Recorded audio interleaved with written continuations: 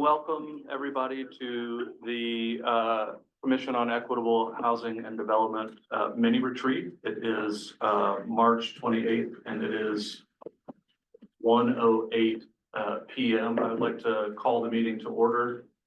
The Commission on Equitable Housing and Development meeting has now commenced.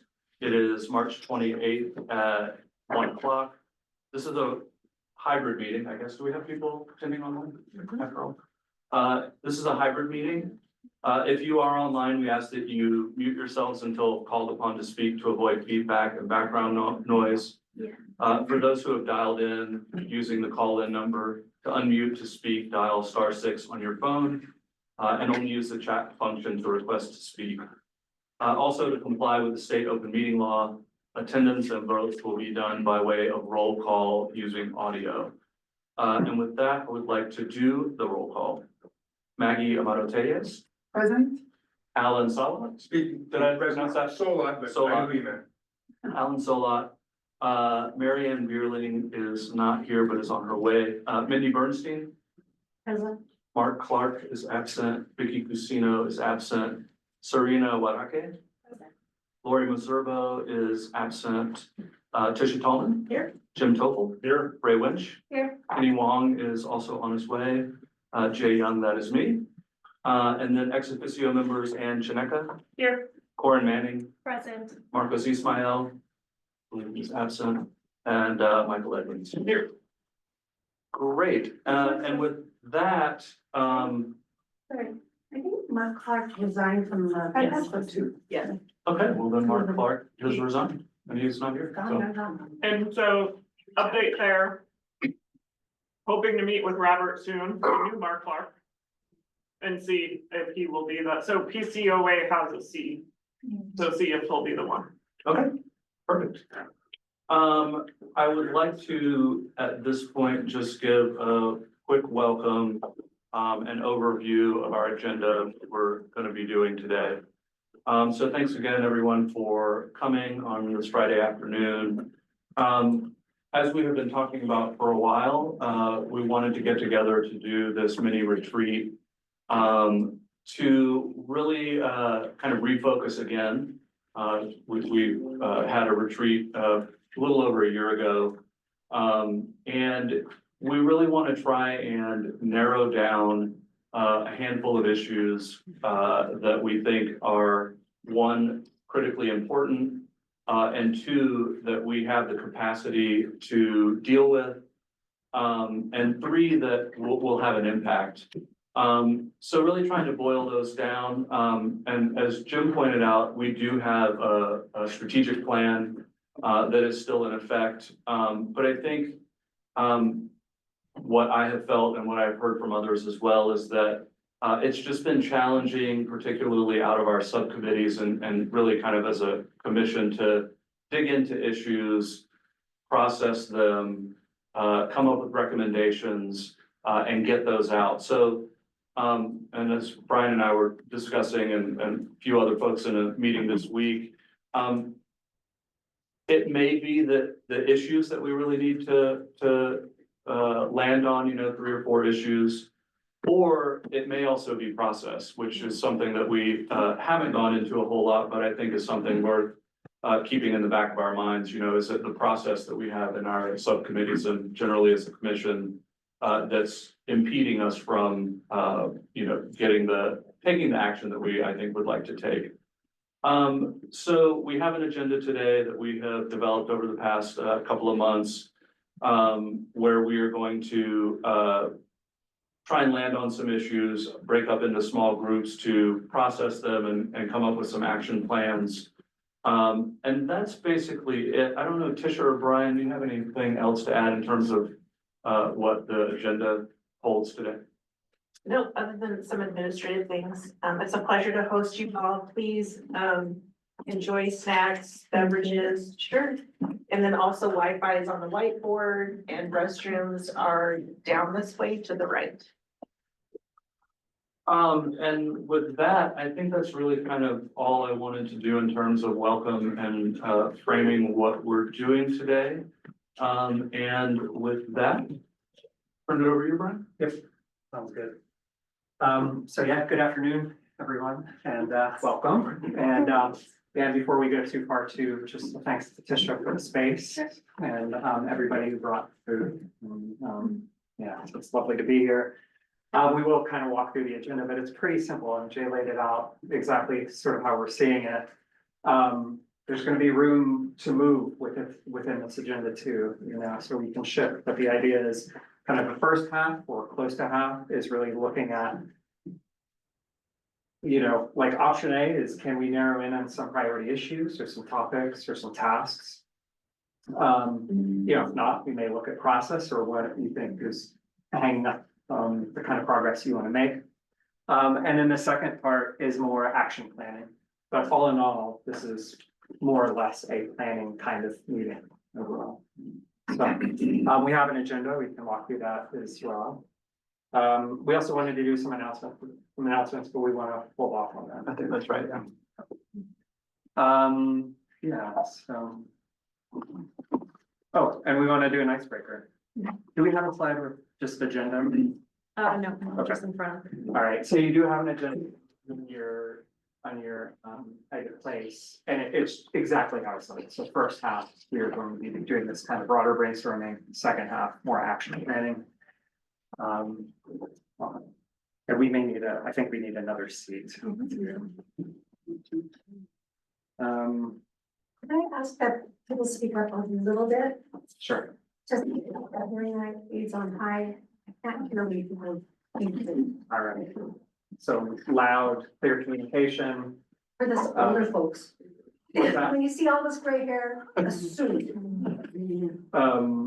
Absolutely, we can do that. And if I start trailing off, please let me know. Okay, so I'm gonna see. Yeah. Yeah. We can also call it another table. You can maybe go over. Take over. here. Move over here, yeah, we're good. Are you right there? Yeah, well, if I can. Sorry, everybody, I'm sorry. It's a cozy meeting. So we wanted to do an icebreaker, to get us started, which is also introductions, and it's even, feels even more right since we have new members or we're meeting people in person for the first time. So you have, and also, and Kenny will we'll get all the new folks here, name tags, in a second. But you should, in front of you, have a marker and some stickies, you can color stickies. I didn't. Name tags. So, and the question is this, and you just take a couple minutes to think through this, but basically take two of the stickies. And we want you to note down 2 significant moments in your career, work, or life that have shaped your connection to Tucson and or your involvement and your involvement in housing work. So really, we want to look at, by the end, we'll take your stickies, we'll put them on the board up here. We're gonna see really where the commission's, experience lays, where your milestones are, and how this all connects. So hopefully that's clear, but any questions before? All right, so yeah, just take a couple minutes, think about it, jot them down, and then we'll go around. You can announce, you can say them. If you would, write your name in the corner too. And I'll place them on the board as we kind of go through this.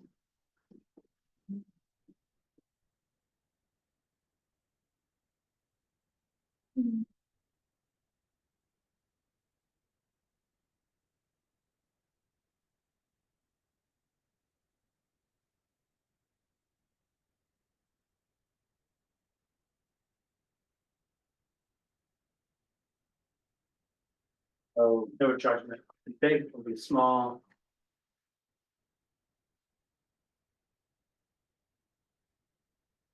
Just about anything.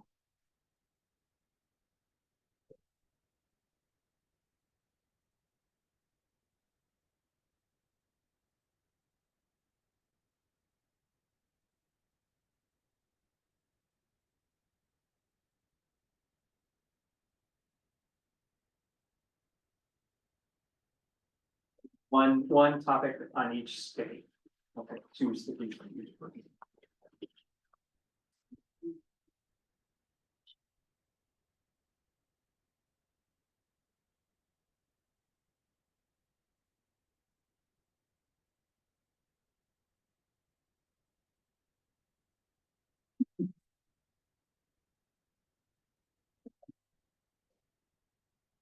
What's always happening, man.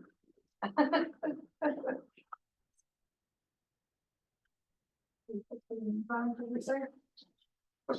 say put our names on? Yeah, put your name in the corner or wherever.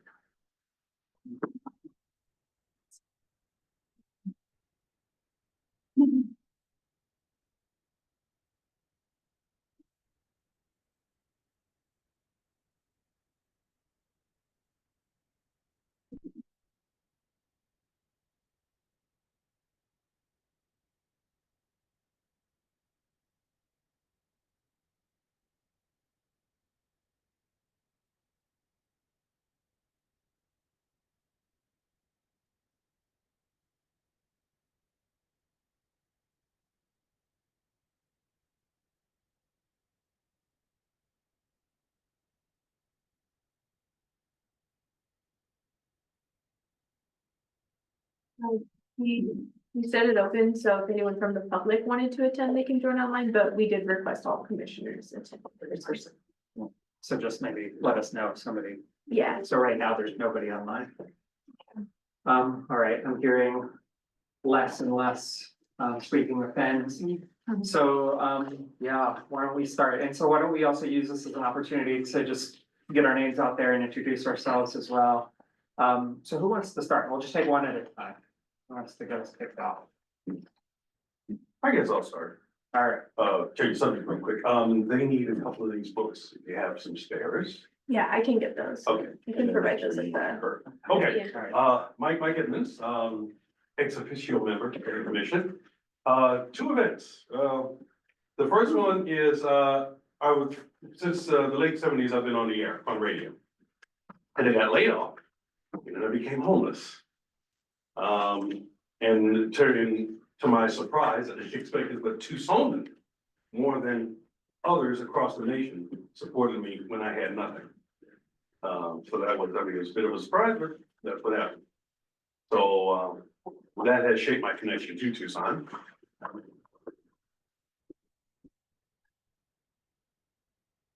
gonna put this mic between, so, and I put this in quadrants, so the commission here, Tucson. Professional life, I'm gonna straddle the line between life and Tucson. All right, And then. yeah, go ahead, Oh, let's do both.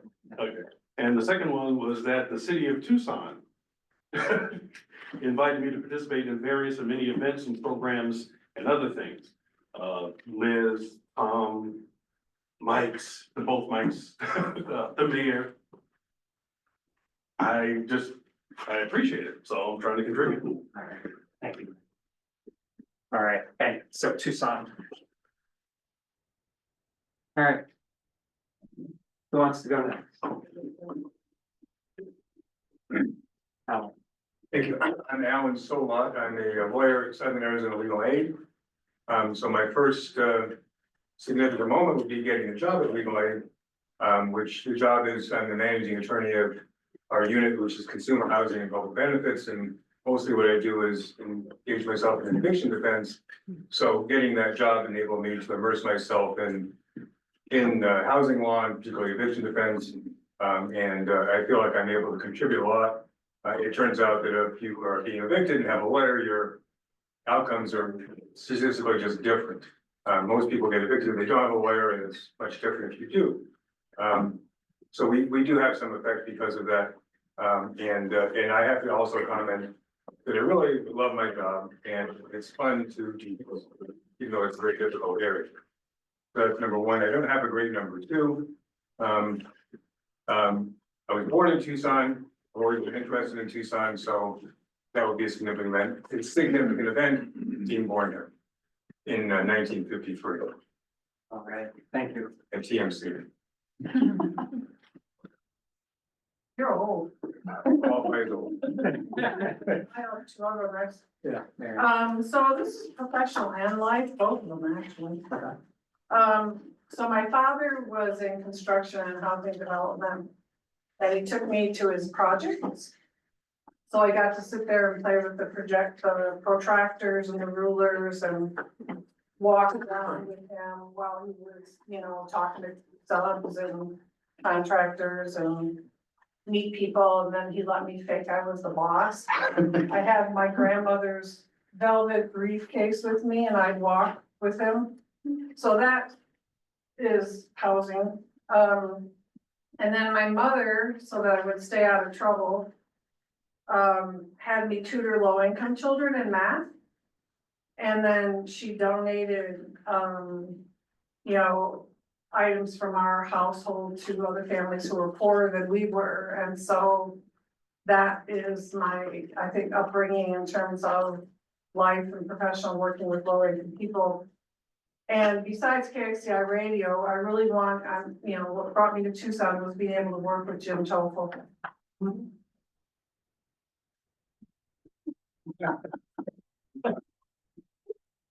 Yeah, that's exactly what she wrote. Oh, where do you want me to put it? Like professional Like- radio.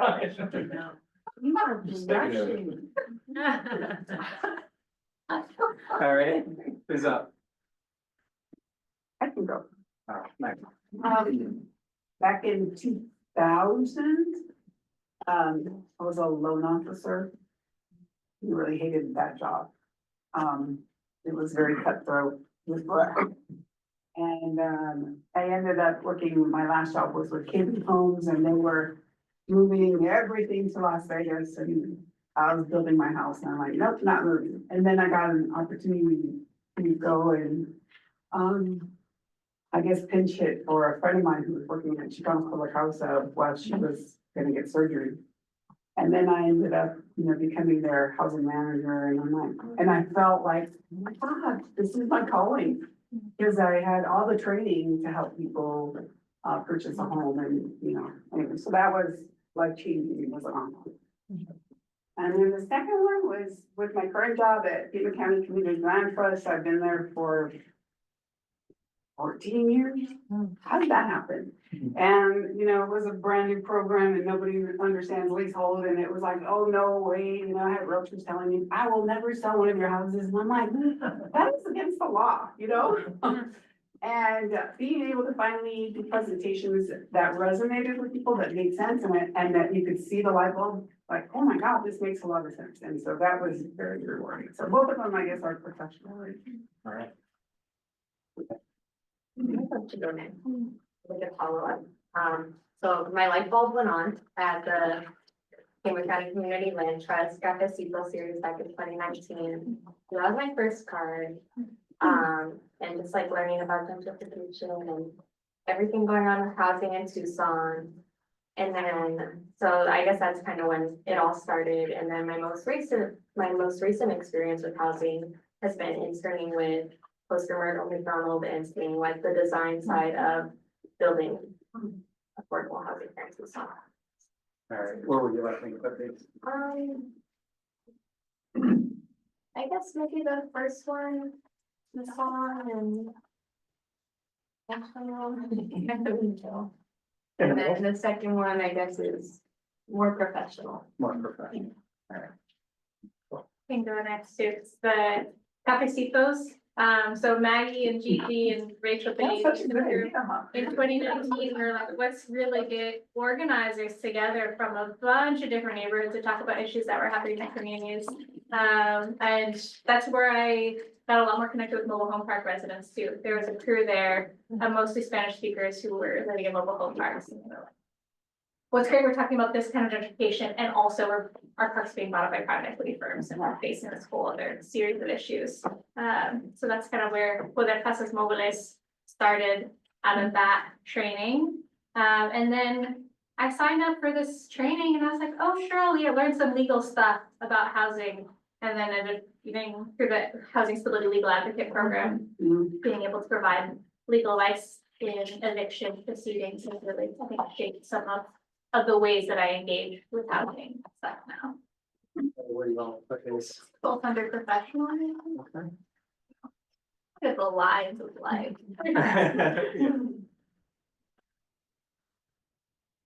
All right, I'll go. check.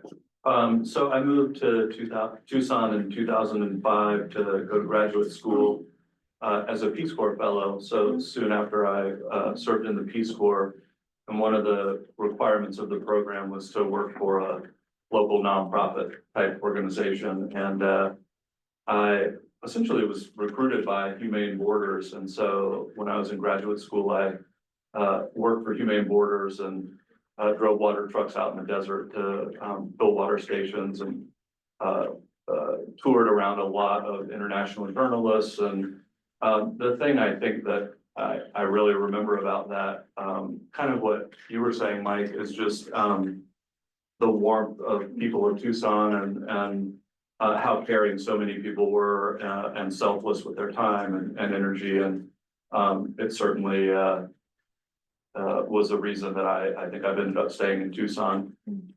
So that is one of the things. And then the other thing was, when I was in graduate school, I wasn't exactly sure kind of where that would lead.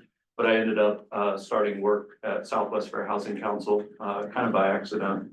So that was kind of my entry into housing. And then in 2014, I was named director and was obviously able to have a much larger role and become more involved in things like this. So that's me.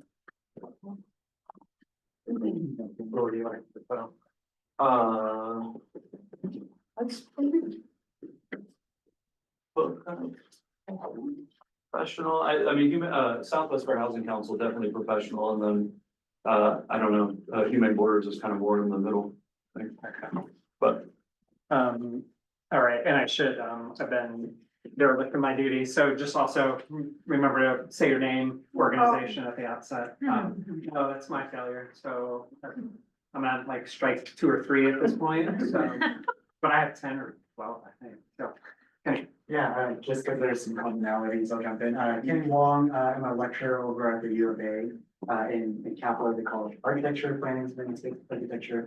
And yeah, the first one is living in an ADU myself as a graduate student in a really high cost, university community.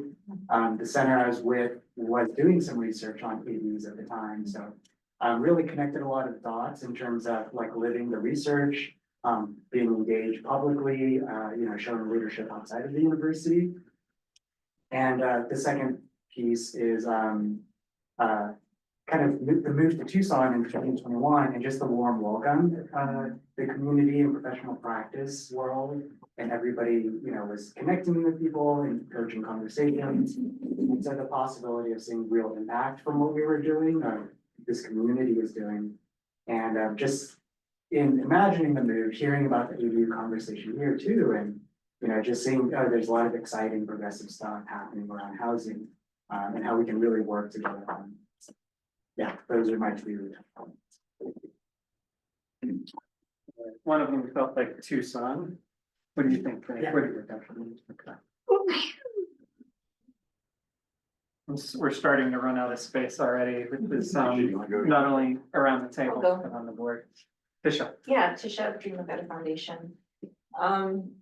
So personally, I would think my Mexican heritage, and I'm a first gen. My aunts, uncles, and grandparents came to this country as Mexican migrant farm workers.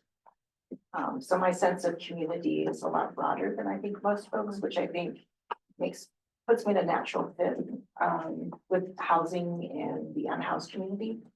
I was recruited here. That's my connection to Tucson. I've been here for almost 3 years already.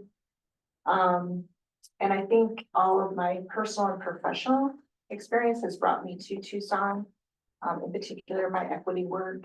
And I opened up a regional office, the first to be open in 22 years for MAVEF, the Mexican American Legal Defense and Educational Fund, during the immigrants' rights movement.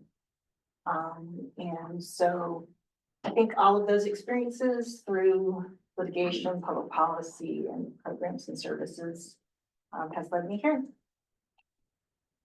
I think This one goes in the center. I think this one goes into that. Thank Are you also like a recovering lawyer? Yes, yes, among other things. Something weird. I'll go next. Jim Topol with Topol Dent Construction. As a general contractor, I always say that our best days are the groundbreakings and the ribbon cuttings, the day we start projects and the day we finish them. And when I started with the company, I didn't know anything about construction, so I started at the bottom. And so my second project was Barrio Viejo, it's Lago Guerrero's Barrio Viejo, which is where the Drackman Elementary School was. It was an affordable senior housing deal. And during the ribbon cutting, I got to listen to, they had two tenants speak on, kind of give their stories. And just hearing about the trials they went through in their life and, you know, the situations they've been put in and how moving into this wonderful apartment complex was giving them a new lease on life. It was the first time they felt safe and secure in years. And it really kind of drove home, you know, why we do what we do. And, you know, being a contractor is a lot like adult babysitting. It's a grind, you know, and then you get something like that, it's like, okay, you know, and it's, so that for me was kind of my first, touch point where I started to understand why it matters. And then the second was, it's kind of at the start of this group, actually. So there was two things that happened.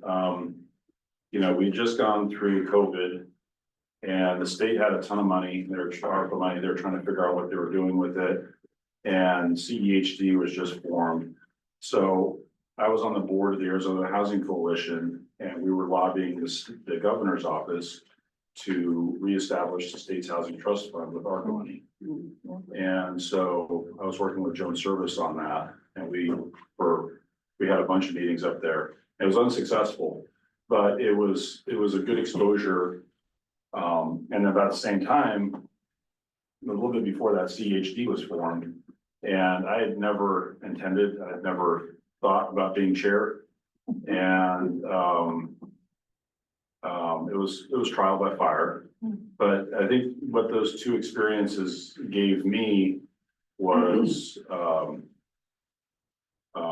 just the feeling that we can make a difference, that we can help shape policy. And you know, sometimes we're not always going to be successful, but I think, you know, it gives us an opportunity to make our voices heard and make a difference. And that was very impactful for me. So, Can I have permission to put the second one in the CEHD box? Yep. The first one. All right, where should the first one go? probably Professional. All right, I think there's, who's left? Anne and I. So I grew up in Tucson, and so I think what has shaped my connection is this. I became really involved in community service and advocacy even as a teenager, and actually had the memory as I was driving here of volunteering at Primavera in high school. I served meals here monthly. I kind of led a group from my high school that planned a meal and came here once a month. And so I feel like I've been involved in a lot of different aspects of community service over the decades. I moved away and then came back to Tucson. So I think, and then another kind of aspect that has shaped my connection to housing was really working in New York City as a planner and just getting kind of immersed in the long history of housing policy and advocacy there that is just such a legacy in New York in terms of the affordable housing movement and tenants' rights movement. And just seeing how long-term a lot of the advocacy is to make a real impact, and getting to play a small role in that as a planner, working on mostly on affordable housing projects. Tucson and professional.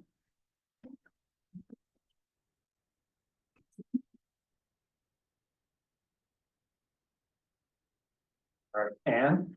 All right, my first one is my connection to Tucson. So I moved here like similar time to Jay, almost 20 years ago now. And somewhere, I'm guessing around year 8 or 9, I applied for a job and had a job offer in Denver.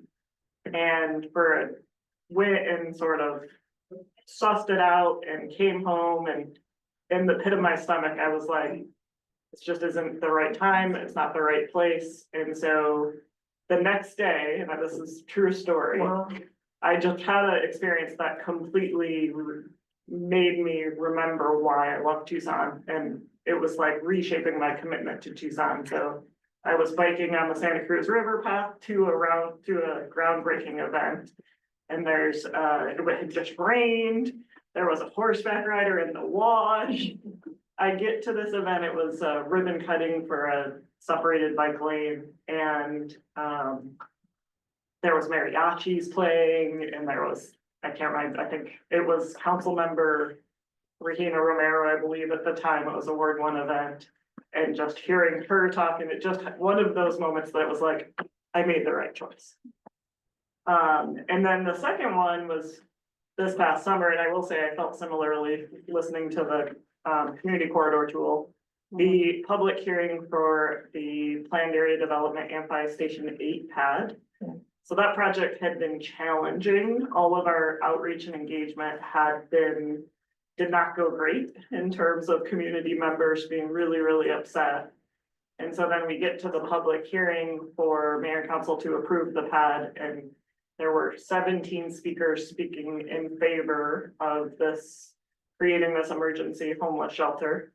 And it was a really wide range of folks that came in support of this project, and just reminded me that on the hardest day, there are a lot of people that care and are working really hard.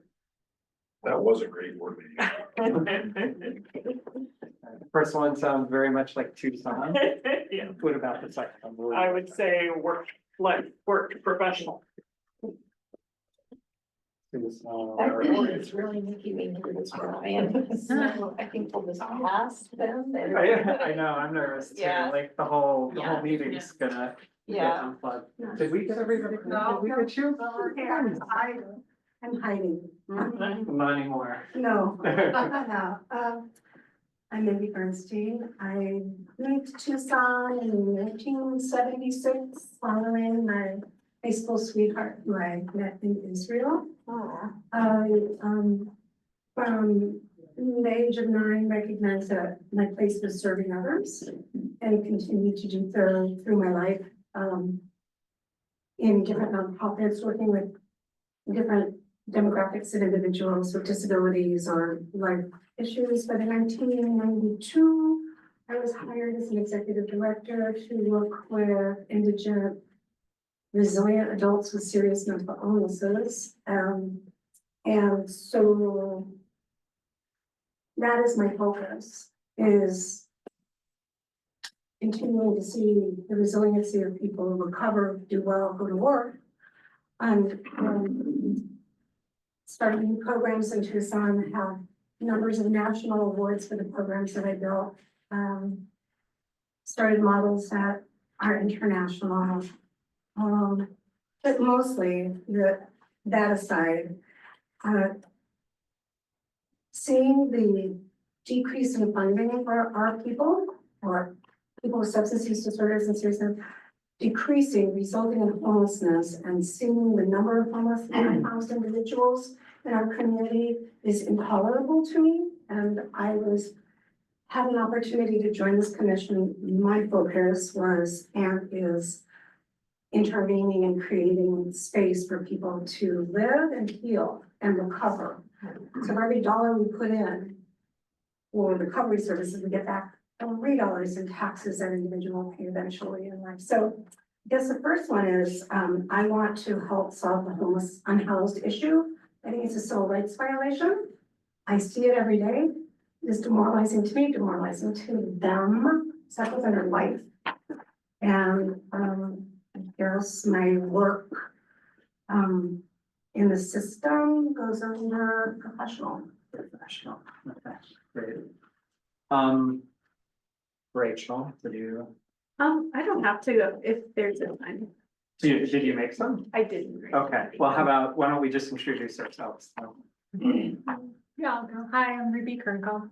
I'm a facilitator with Southwest Decision Resources, working with Brian. And I'm actually very new to Tucson. I moved here to do this work, about 6 months ago. I'm from Los Angeles, from the Valley. Oh, so sorry. Yes. So I moved to Tucson 6 months ago for this work. And I'm from Los Angeles, California. So hi, everyone. I'm Rachel Hutchinson, Public Information Specialist with Housing and Community Development. Probably used to seeing me, online, doing the meeting stuff behind the scenes and everything. So I support the commission in that front. I've been in Tucson it'll be 8 years in November. I came here, to be with family. My mom was born in Tucson, raised in Phoenix, so always came out here to be like with family. Before moving to Tucson, I was in Erie, Pennsylvania, so wanted to get out of the snow, so got to have that opportunity, and it's been great growing with HCD and the city of Tucson. Thank you. And then Brian Mainwaring, facilitator with Southwest Decision Resources in Ruby. The only fact I would add is that I've been here now, in April will be my 17th year, and it is officially the longest term I've lived anywhere, and so it is, I officially call it home. All right, thank you, everyone. Did we get everybody? We didn't miss anybody, did we? Okay, great. All right, so we are now going to get into our agenda, but first, I think there are some maybe announcements or two. Yeah, I have an announcement. So, in June of 2024, I let our board of directors know that I would be retiring as the CEO of Compass Affordable Housing in June of 2025. And so the board has done their work quietly behind the scenes, interviewing people and, weaning it down to 2 who I met, and they made a choice. He starts on April 1st. So I am gonna play April 1st joke on it. What do? You pick that day to start? Then that's the reason why I was late today. He's fabulous. His name is Tony Sims. We had a breakfast for him this morning, and we got into a strategic discussion, and I just forgot what time it was.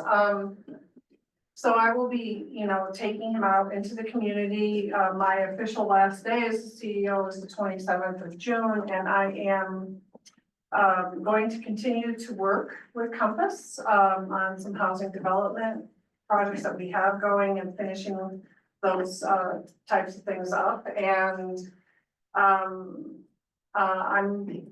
really happy about this.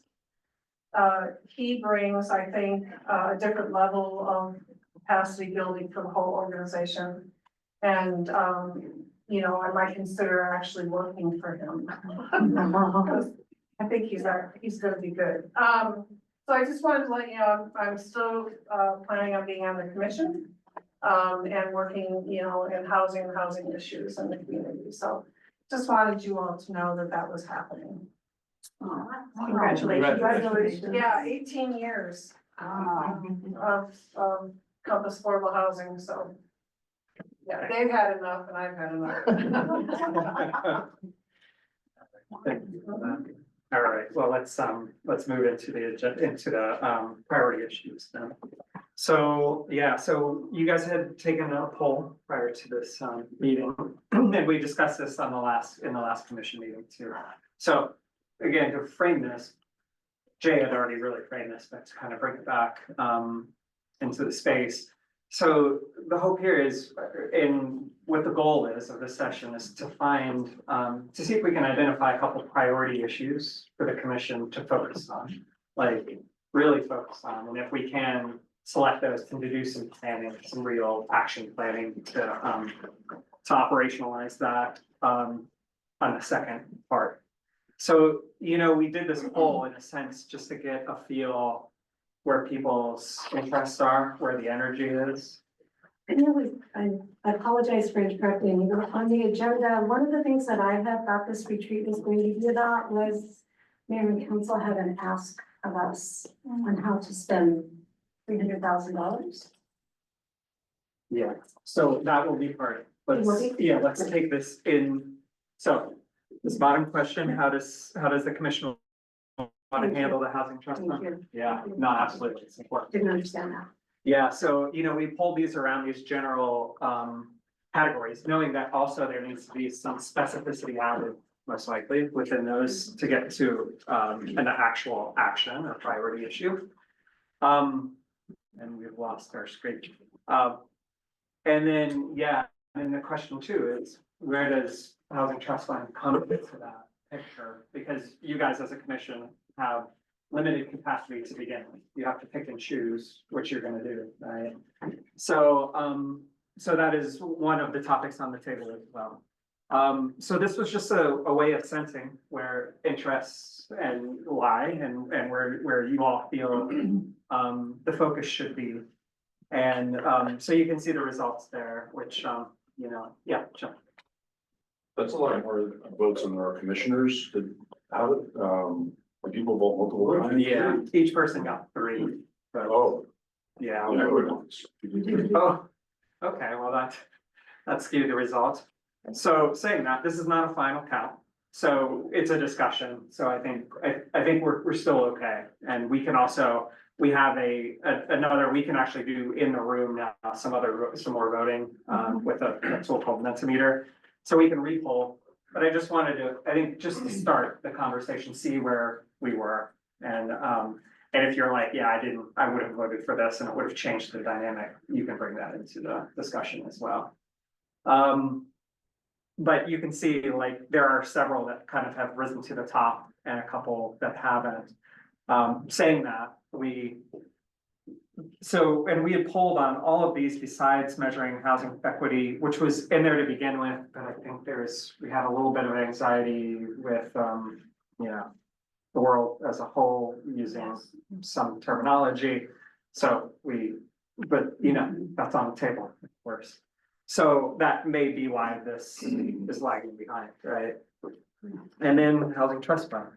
So homelessness on top with zoning, permitting, development, funding, affordable housing supply, and then evictions coming in, and then gentrification, measuring housing equity.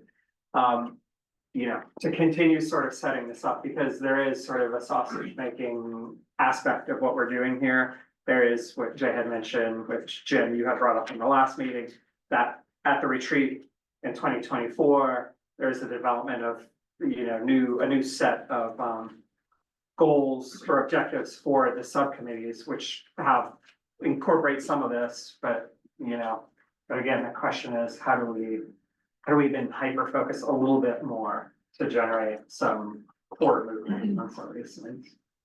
So just wondering, yeah, and then we've developed, and then with your help, because we've run these by you and then redeveloped these criteria. We're not going to do a formal voting process. We're not going to do a weighted evaluation of these things. But we did want to offer some criteria to help at least the thought process as you're thinking through these, right? So, and Jay has already mentioned these, but just to, again, re-up these. So impact, right? Contribution that the commission, or contribution to the commission mission, you actually added that, right? And the potential impact of that action. Opportunity, so priority for HCD and mayor and council. Right, so connected to the priorities and tasks already being undertaken. Available funding and need. The capacity, again, like you guys this is a volunteer board, there's limited capacity to begin with, so how do you focus in on that and what is manageable, what's doable? And then need, does it fill a gap? Basically, is it being addressed somewhere else? If are there other groups or initiatives or organizations that are already taking it on? Are they doing a great job? Do they need help? Or is it something that just needs something like the commission to step in and support it?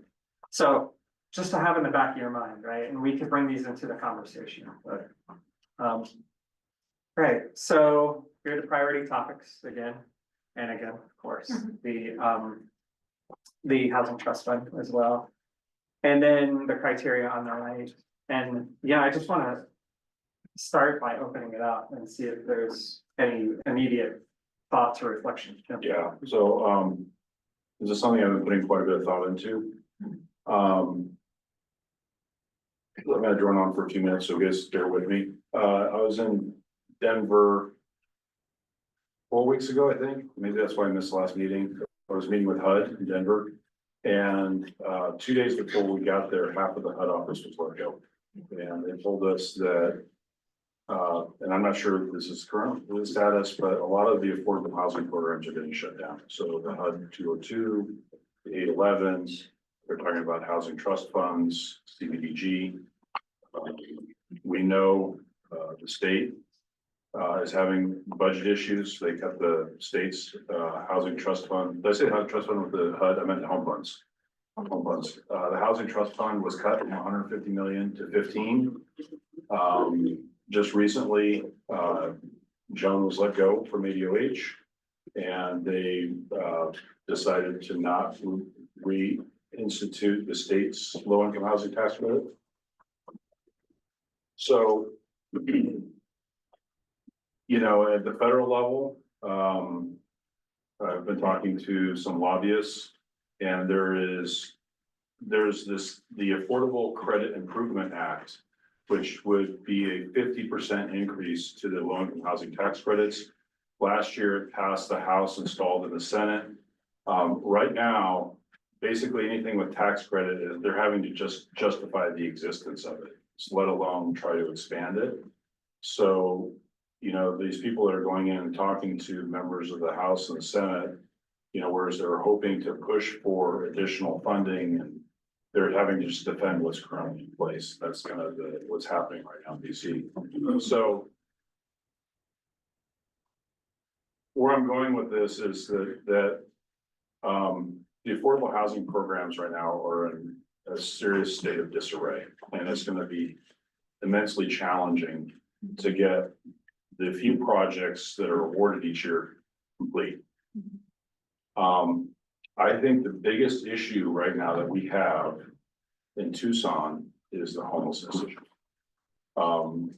In Karen Ulick's letter that she put out, I think it was yesterday, she was talking about help huts, which was basically taking some of our city parks, the Ramadas, and using those as a way of providing services to the homelessness. And while I do think her heart is in the right place, I'm not sure that that's the best long-term solution. What I think us as a commission, like the best thing that we could do, we've got some really smart, experienced people in this room that deal with the homelessness much more than me. But I think if we could generate some recommendations on what the city should do to help address the homelessness situation, what are actions, not necessarily that we can do, but what are recommendations that we could give to the city that the city could do to help address the homelessness problem in our community, because it's a huge, complicated problem. And there's no, like, you know, there's some great things that have been done. Sister Jose is a great example. I think the Center of Hope is a great example. There's been a lot of great things that have been done. Home project. Yep. So, but if there's things that we as a commission could recommend to the city to address it, I think that would be huge. And, you know, we had a meeting this morning with SALC, and I think one of the biggest groups is Southern Arizona Leadership Council. It's a group of business leaders in Tucson, and, you know, their top priority is the RTA, the Regional Transit Authority, and getting the, there's going to be a vote coming up for continuing the 50-cent 0.5% sales tax increase to go towards our streets. That's their number one priority, but their second priority is the cost of housing and homelessness. And so I think that if there are things that we as a commission think could make a difference, you know, I could be a kind of coordinate that with that group as well, and try to get the business community behind this as well. Okay. Thanks, Jim. I'd like to follow up on that. So I've been thinking a lot as well. And I've been meeting with a lot of different people. I go to DC this time every year. I see the NeighborWorks Network National Board. I decided not to go this year, because I didn't want to have an exercise in futility. I don't think it'd be good for my mental health. But I did recently write an op-ed that was published, and I truly, truly believe what was written in there, and that's that I think that the solutions for Tucson are in Tucson. And we know fruition is impacting people now. The city is looking at their budget, the county's looking at their budget, all the nonprofits are looking at their budgets. But here's what I see as a problem with this, you know, when crisis happens, we want to go inward, all of us do. I want to look at what's going on with us, our immediate needs, our organizations. But I really think that we need to reach out and collaborate. So I'd like us to think a little bit broader than here and think about our recommendations as being a piece of a puzzle that needs to include everyone. The city can't do it by themselves. The county can't do it by themselves. The nonprofits can't do it by themselves. Business community can't do it by themselves.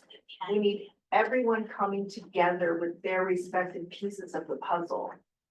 I think that this is a good discussion because we represent all of those things right here on this commission. So I think that we can come up with some good collective ideas for the purpose of contributing what we think we'd like to recommend to the city and council. But I don't want to neglect the thought that this is a piece of a larger puzzle that needs to be addressed. And all of us have our respective roles within it, and it's bigger than us, right? It's bigger than us. And I also don't want to neglect the fact that there needs to be funding attached to all of this. And we know from the last meaning that there's a substantial amount of reliance upon federal grants for HCD. So, I mean, I think we need to look at worst case scenario. And what do we do in a worst case scenario? Right, where can we think of or create some funding opportunities for the city to continue to do what the city's doing?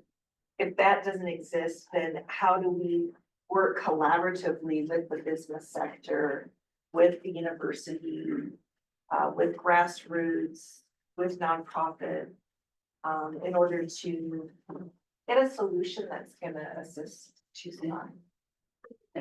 So Tisha, just to clarify and make sure I'm getting this right. So I just put collaboration, collective ideas, but it sounds like you're thinking of the commission and the members of the commission as being sort of a genesis for I think so. bringing in all these organizations and.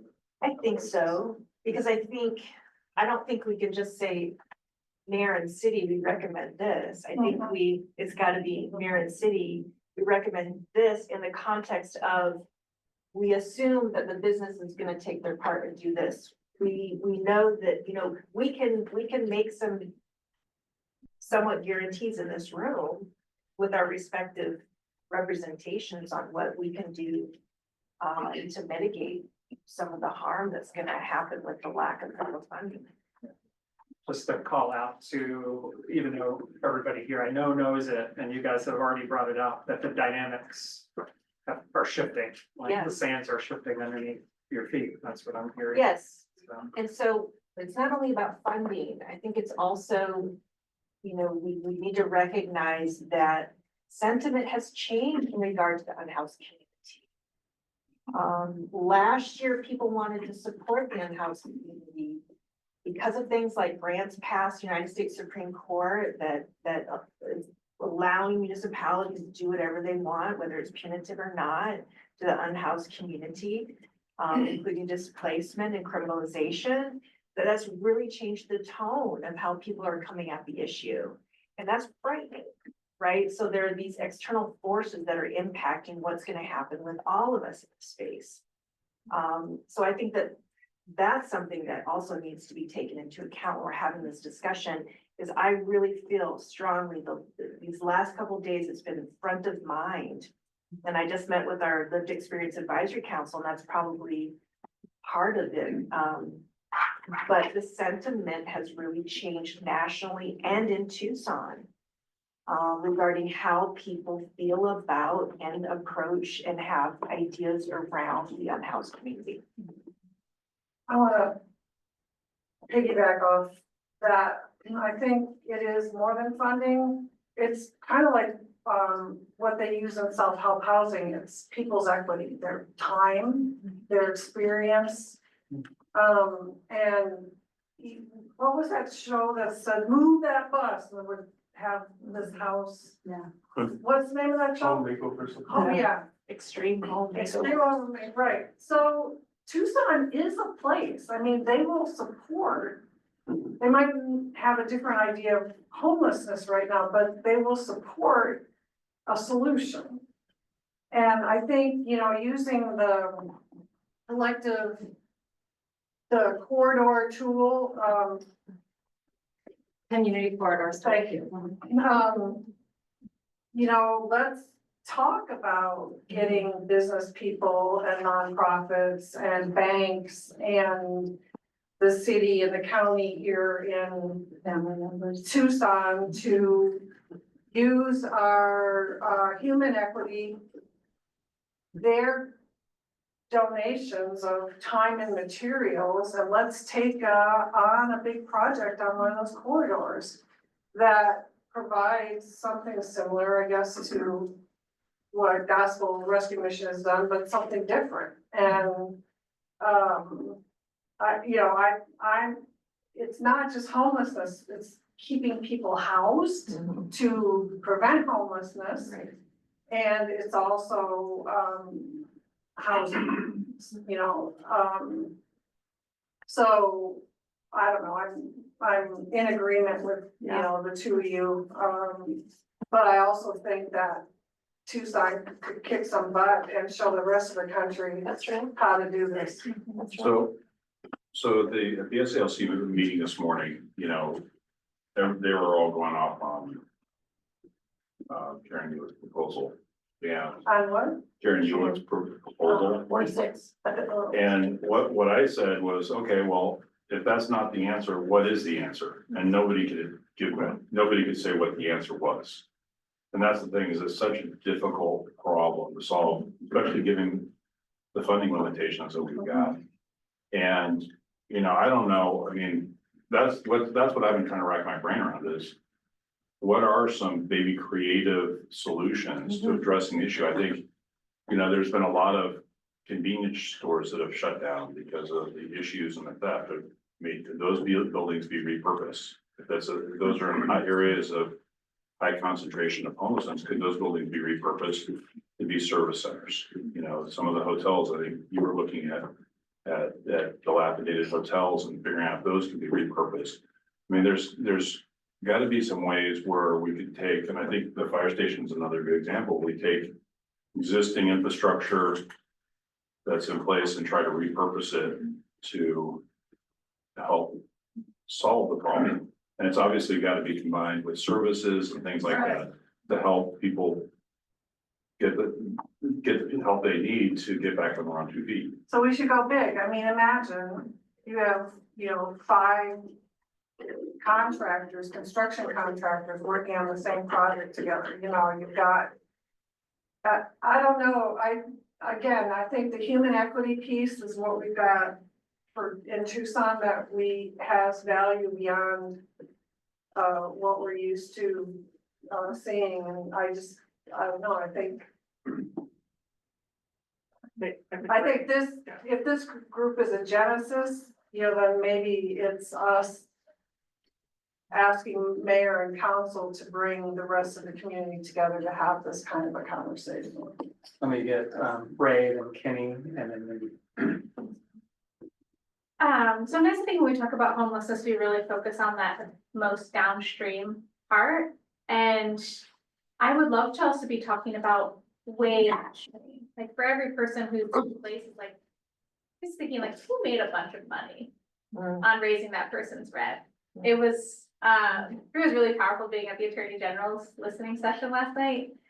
And she is getting stuff done. And she's just like, how do we really exercise the full extent of our power? And sometimes I can see myself and others I'm around really feeling that limitation of like, oh, there's state preemption, we can't do anything. Like, what would it be like if we really were pushing more of the limits of what we can do on that upstream part? I've seen places that are, well, one, having the Attorney General sue RealPage, familiar with that case of that their RealPage involved the algorithm software being involved in price fixing of over 50% of the apartment rentals in Tucson. And like, that has had a big impact, or having more consequences for landlords who are price fixing on the utilities in mobile home parks. There's so much of that happening.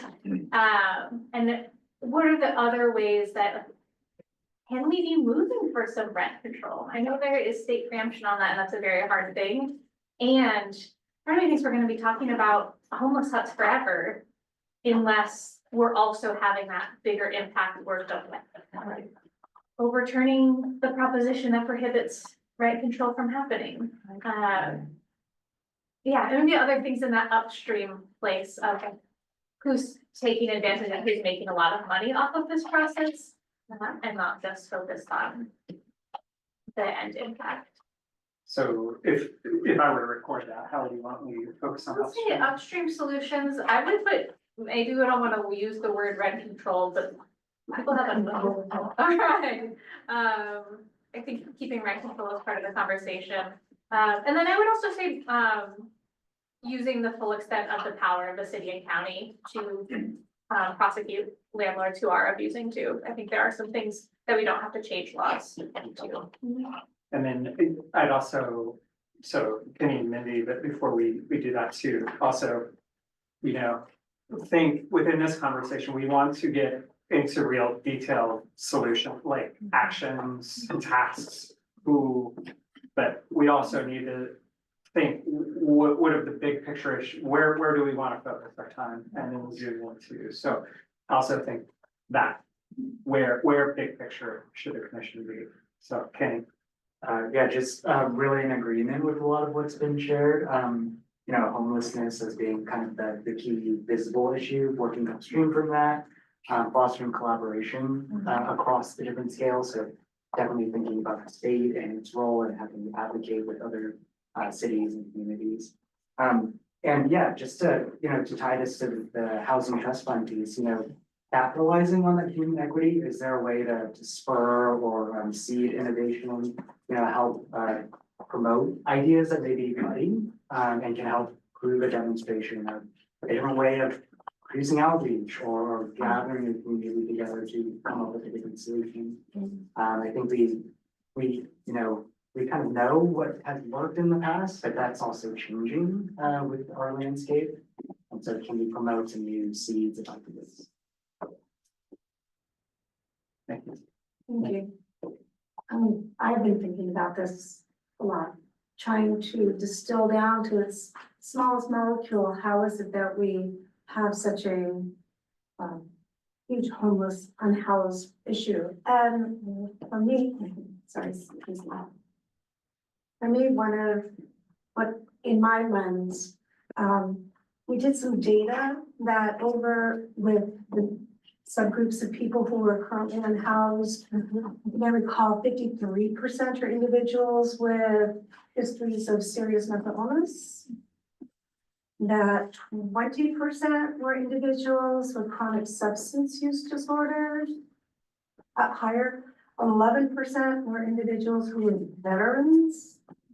So to me, that speaks to 50, 60, 70, 89% of the individuals that are currently experiencing homelessness are also individuals who are not receiving the services that they require in order to stay well or to remain housed. When you're trying to talk to a very person involved in a high delusional state, there's no, anyway, I know that having the relationships with people with serious mental illnesses and substance use disorder, close close relationships where the development of trust is established, people can and do re-engage in services. But everyone has been disenrolled. Is what one of the big issues is. So our behavioral health care system is broken. And that's at the state level for cutting funding continuously. And that's one of the causes, I believe, that we have so many people that have serious mental illnesses that are experiencing homelessness and people with substance use disorders. Because we used to have 18-month residential programs. It takes 18 months to heal from meth and those kinds of substances. So anyway, I think that is important to bring into play because we can offer services that if a person doesn't have the clinical care support and stability in housing, there's no chance. So what? I'm sorry, Mark. Yeah, thank you for that, that's what we need, It's infuriating to me. so where's the commission in that, what is the task here? I think we need to sue the state of Arizona, as what I think. We successfully sued the state of Arizona once before, Arnold versus Sarnes back in the 80s. But I don't know where the commission stands on that. I couldn't speak for the commission. I can speak on it. So I think that we would get curious about it as a commission is my ask. Get curious about the health How- services. Yeah, how is it that people are? But it sounds like you're identifying services as like something around services as being, A failing system. Yeah, I agree with you 1,000%. It is about going to the state and pushing like hell on them to open up the time that people have to recover from substance abuse and mental health. Thank you. They need months of time, and Months. over a period of the last 20 years, the state has reduced that time so that somebody goes into detox and they're back out on the streets, and that is criminal behavior. It's inhumane. And it is about pressuring that system as a city, as a county, to change their course. Period. And this whole Reba bullshit that went on, where they were able to close and keep millions of dollars. That kind of system that's in place is what is killing our people, and it needs to change. We have to put pressure on the state. Are you talking about the state? How about also access, right? Well, The through state. access, the state, 80, I health remember services. the heck we went through, and in the end, our 4 units that had been dedicated to SMI, we couldn't afford it anymore. No, The they state don't, did they not, need the health state didn't care. support us, and they made us return half of the money, and it was worth it to us because we lost much more in the last 7 years. I think this whole idea of housing as healthcare really Yes. got taken advantage of. Because it's not healthcare. Healthcare is healthcare. Housing is next. So I do believe, and I will do anything that the city and the county and Mindy want to do to go after the state, because that is criminal. So there is a bill, House bill under review right now by the legislation. So I believe, I don't remember if if somebody is arrested who is under the influence of drugs or whatever, they can only hold them, I think, for 48 hours, maybe it's 72, one of the two, it's 48 or 72 hours. So there's a bill that's going through right now that would allow them to hold them for 2 weeks. Because basically, somebody who's held for 2 days can't make an informed decision. Right, they want called, they want to. Oh, 2 weeks in jail? I don't know where they're held, I'm not sure, I don't think it's jail. But it's a facility basically that allows them to sober up. I'm not sure of the right words. So, No, they do sober up. It's about staying sober. Staying sober, Yeah. and sober up and be dried up, or addict.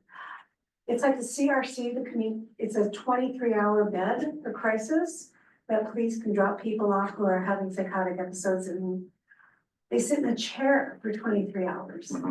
And then they have to leave. They have to- These are Band-Aids. Yeah. And I'm finding a sense of frustration with the Band-Aids that we're coming up with. I'm feeling some reactivity, Jim. It's not about you. Mhm. It's about somebody's arrested on a crime of substance use or shooting up in the middle of the street and just putting them somewhere. We have to do more than that. Well, all I'm saying is that It's a start. there is a bill that's Yeah, being reviewed by legislation right now. I think that basically addresses what you guys are talking about. I'll, at the break, I'll see if I can get some information on it. Yeah. Let me get Jay. No, So, I mean, it seems clear to me that homelessness is the top issue.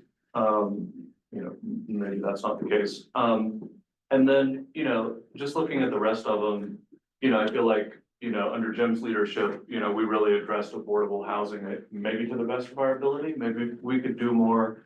And evictions, gentrification and funding seem to be like a lower tier than homelessness, not unrelated, but kind of lower tier. And I'm just thinking, based on what the environment is in terms of government funding, which is decreasing dramatically. We're not gonna have much control over that, I don't think. So the thing that sticks out to me is zoning, permitting and development. As going under homelessness, maybe that we could address because, if we are going to be fully relying on the private market to develop housing, it seems even more critical now that we make it as easy as possible for development to happen in Tucson. I know that we've been moving in that way, but, maybe even more in that area. So I guess I'm just thinking homelessness seems to be number one, and then, what can the city do? Maybe it is zoning, permitting and development, really looking at that. I'm not sure. There's a lot of other things too, I feel like we're talking about are like kind of outside of our Yeah. realm. We know that they're important and we can pressure, but it seems like maybe with our capacity and, that as a commission, maybe we can't do a lot there. And then two more things. One thing I think about too with this commission is like, where are the developers? I mean, obviously we've got Jim on the book, we've got this nonprofit, but like to Ray's point, like who are the people making money developing? Where are they? Why are they not part of our conversation here? It just seems like that's a huge miss. Maybe that's not what we want as a commission, but and just like, where are those people? What are they saying to the mayor and council? So I don't know, that just seems like a huge hole that's how housing gets built and that's where the power still is and we're not engaging with it at all. So I don't really know where that sits.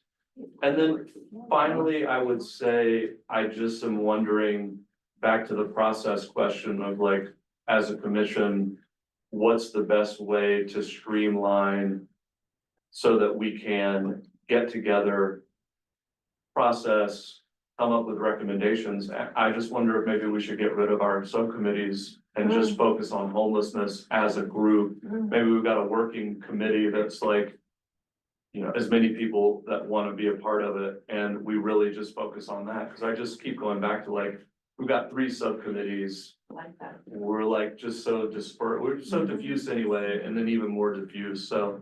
Again, I don't know if that's the right idea, but thinking about the makeup of our commission so that we can put our heads together and get some work done. That was a lot. Let me get Ann first and then jump.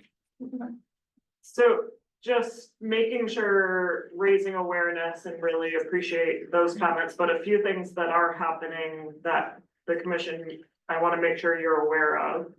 And I continue to think you all being charged by mayor and council to make recommendations to mayor and council, you have a platform that a lot of other organizations and coalitions don't have. You're specifically being asked to help make recommendations to mayor and council. But Tucson Pima Collaboration to End Homelessness is working on their 5-year strategic plan. And I do think that that organization, having Kat Davis as the COC lead manager, I think Kat Davis is incredible, and there's some really good things happening at TPCH that I think them creating the strategic plan right now might be a real opportunity. TPCH, you know, they're not tasked with making recommendations to mayor and council, but you all are. So I think there's a potential tie in there.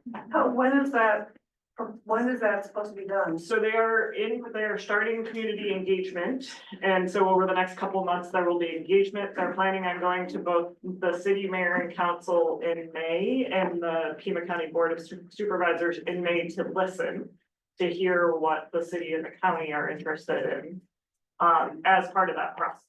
And so it's starting now. The idea is that it goes through fall and will be adopted later this year.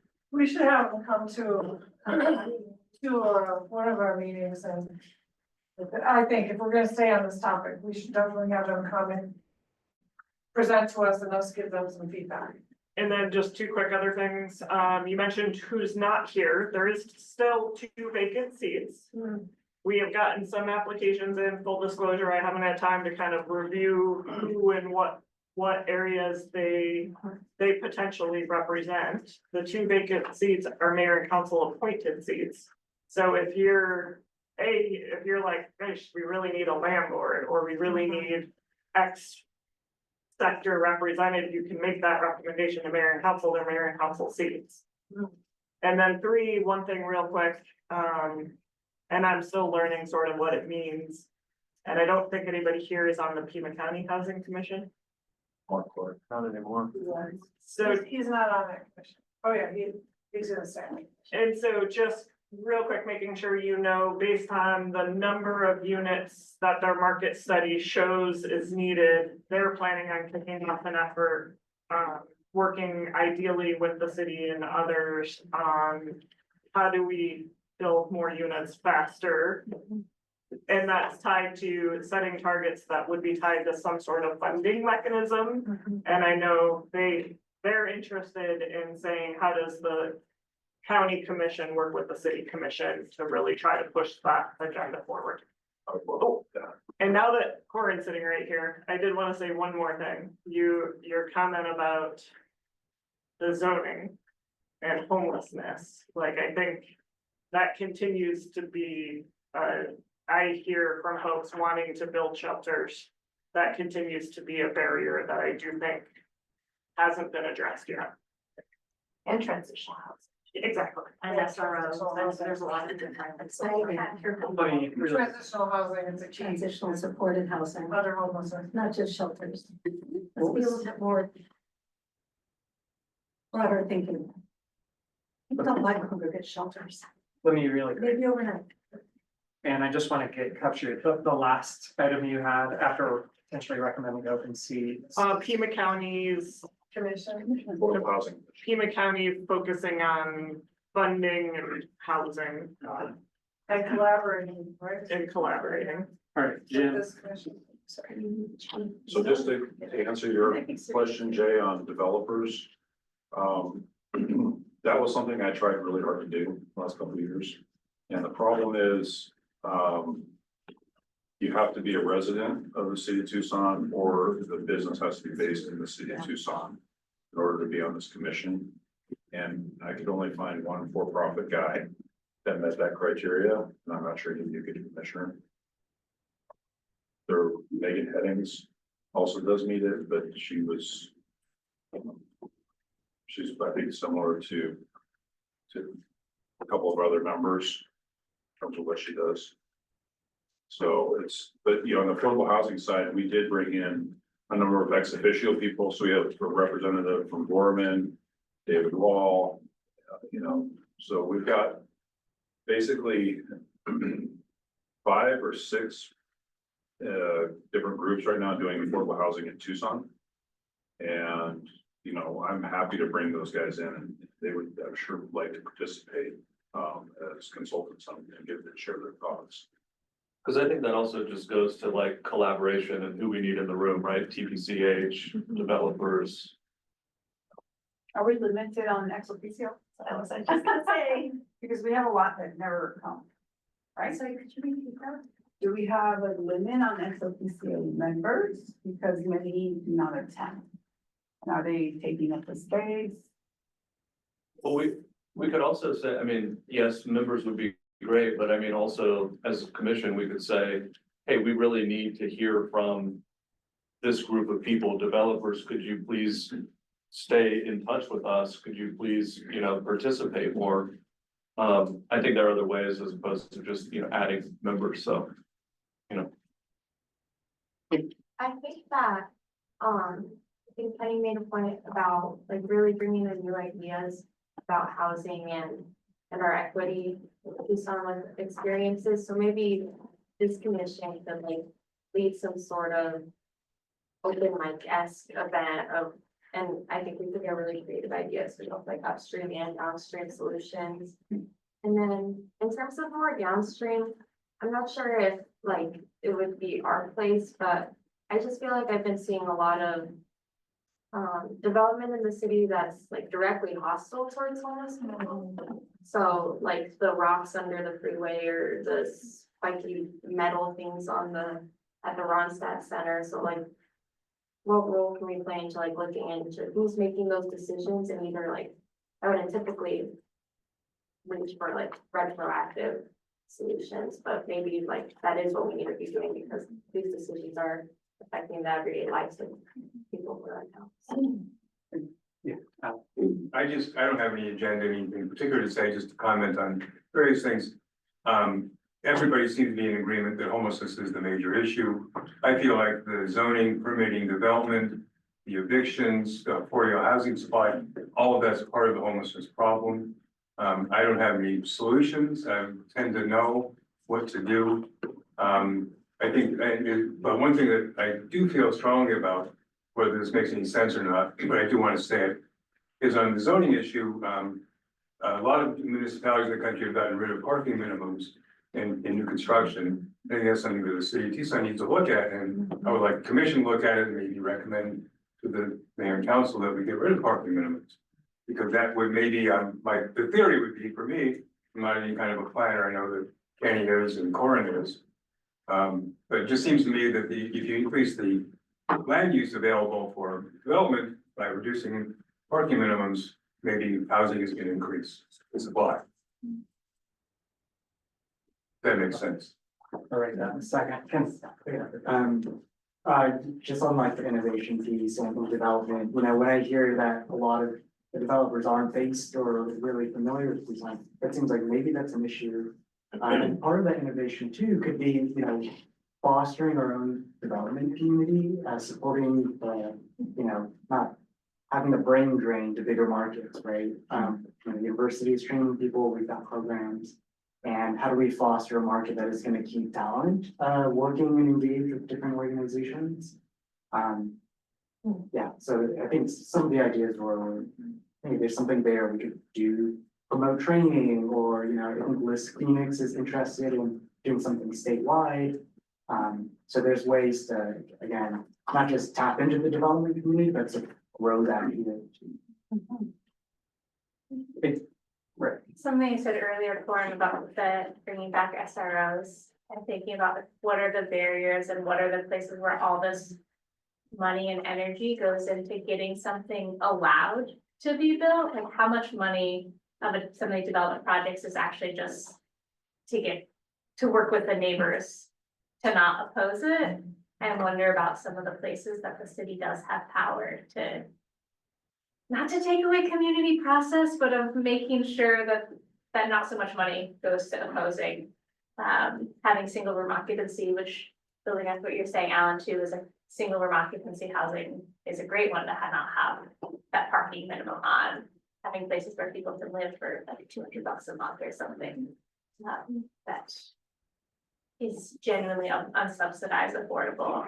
I also love, like I bring this up a lot, like resident owned things. The difference between Comanche Wells, that's a mobile home park that the residents own, they pay like $200 a month. Another place they're paying $1,000. And the difference is someone else's profit.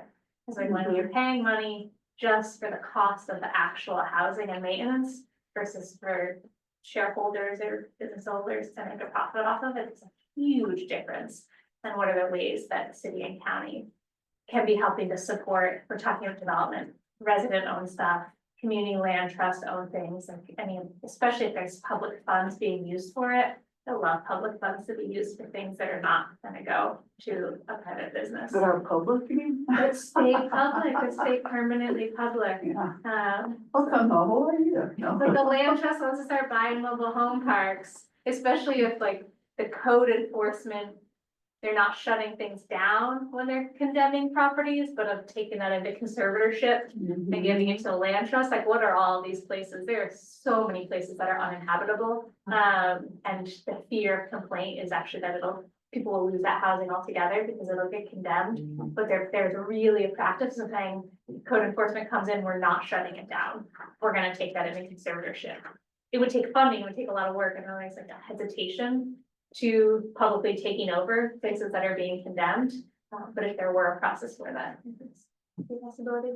So let me, I do want to test something that Jay had suggested and suggested a solution to, which is, are you spread, it's more in a process, right? Has the commission been spread too thin? Is there a need to consolidate, focus? So that's one question. That's really the only question. The other thing I just wanted to note too is that, like, I feel in some ways you're suggesting things on a couple levels that actually fit together quite well, right? Like, so your homelessness, as several of you have mentioned, seems to be rising to the top. But some of these things could fall within the solutions or the activities you then define underneath homelessness, right? So addressing homelessness, working through this collaboration, building human equity around that. So some of these things will, I think, naturally become activities or actions or principles for how you address those things. So I just wanted to, note that there's these layers. But yeah. So are you gonna try to get more concise with those layers and put them together for us to take a look at? No. 'Cause I like that. Oh. So, Because you have a different perspective when you're looking at this from the outside, and we can get all over the place and into the dirt, the nitty gritty here and just yeah, get overwhelmed. totally fair. And I do think that, what Jay said about do we need subcommittees anymore has to be answered. And, are we gonna do we agree that, we did a lot on affordable housing the last couple of years, and so now we're gonna take as a group, putting homelessness as our focus and re-situate the commission to be able to address this. And then what are some of the activities and solutions? I would like us to get clear about that, all of that. And, is this something that the mayor and commission, the mayor and council are gonna go for? So, that discussion has to happen also. Two quick things too. So Mary Ann, like one thing, it's hard to plan in large groups in places like commissions because there's a lot of people coming from different directions. Two, you don't have a lot of time together. So we're here to help, but the ideas that go within what comes next need to be yours. You guys know. Yeah, they're up there. We just want you to. Yeah, so we can help, and we do have some structure for the next conversation to get there to help that as well.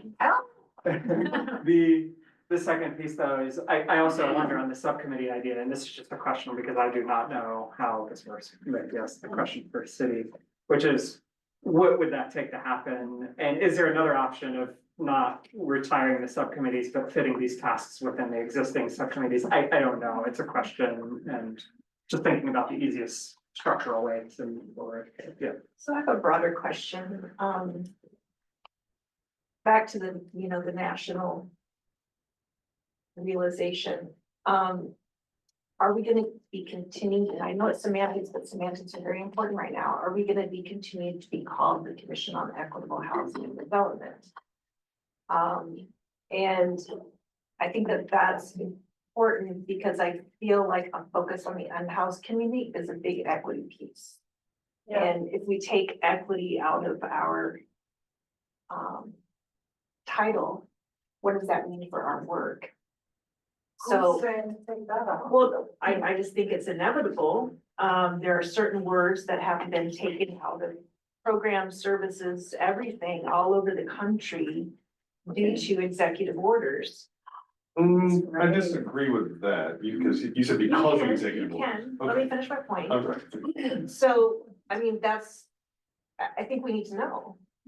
I'd like that to just put down as a topic of ask or request of whether, our commission mission and name, thereby mission, is gonna change. And were you gonna?